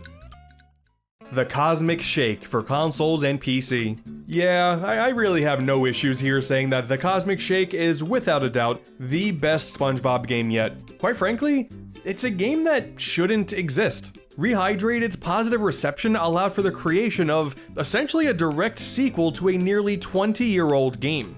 And in many ways, that's what this feels like, an incredibly polished PS2 era platformer with a lot of modern finishes like fantastic lighting and great animated cutscenes. This game is awesome. And yes, I know that we have the movie game as a direct sequel to Battle for Bikini Bottom, but I'm gonna be honest with you, this game feels more like a sequel than that did. Working with the multiverse plot in the 2020s can certainly feel like a cliche trope, but it allows you to platform through so many varied worlds and time periods, from the distant past to the Wild West, Halloween Rock Bottom, along with a bunch of other appropriate costumes. Like, there are so many costumes here with so many references just based on the visuals, and that is so cool. And unlike the previous games that are so well loved, here you only play as SpongeBob, as opposed to also including Patrick or Sandy. But the moveset has been greatly expanded upon, so you never really need those extra characters in my opinion. SpongeBob feels great to control. There are so many things Mr. Robert Sponge can pull off in this one, with many challenges there to test your skills and reflexes in ways that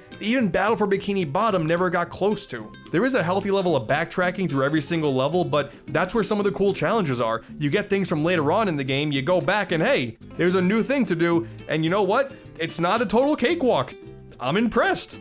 Some elements of fan service do feel like straight up pandering, like there's the one guy who yells "my leg." He's just in there yelling it. I can't feel my leg anymore. But that's awesome. They got Mr. Krabs to sound like Mr. Krabs, and oh my god, I've been waiting so long for this. It sounds like Mr. Krabs, this is awesome. And then sometimes it like will cut to a still of like really ugly 2D artwork, and damn it, this is awesome too.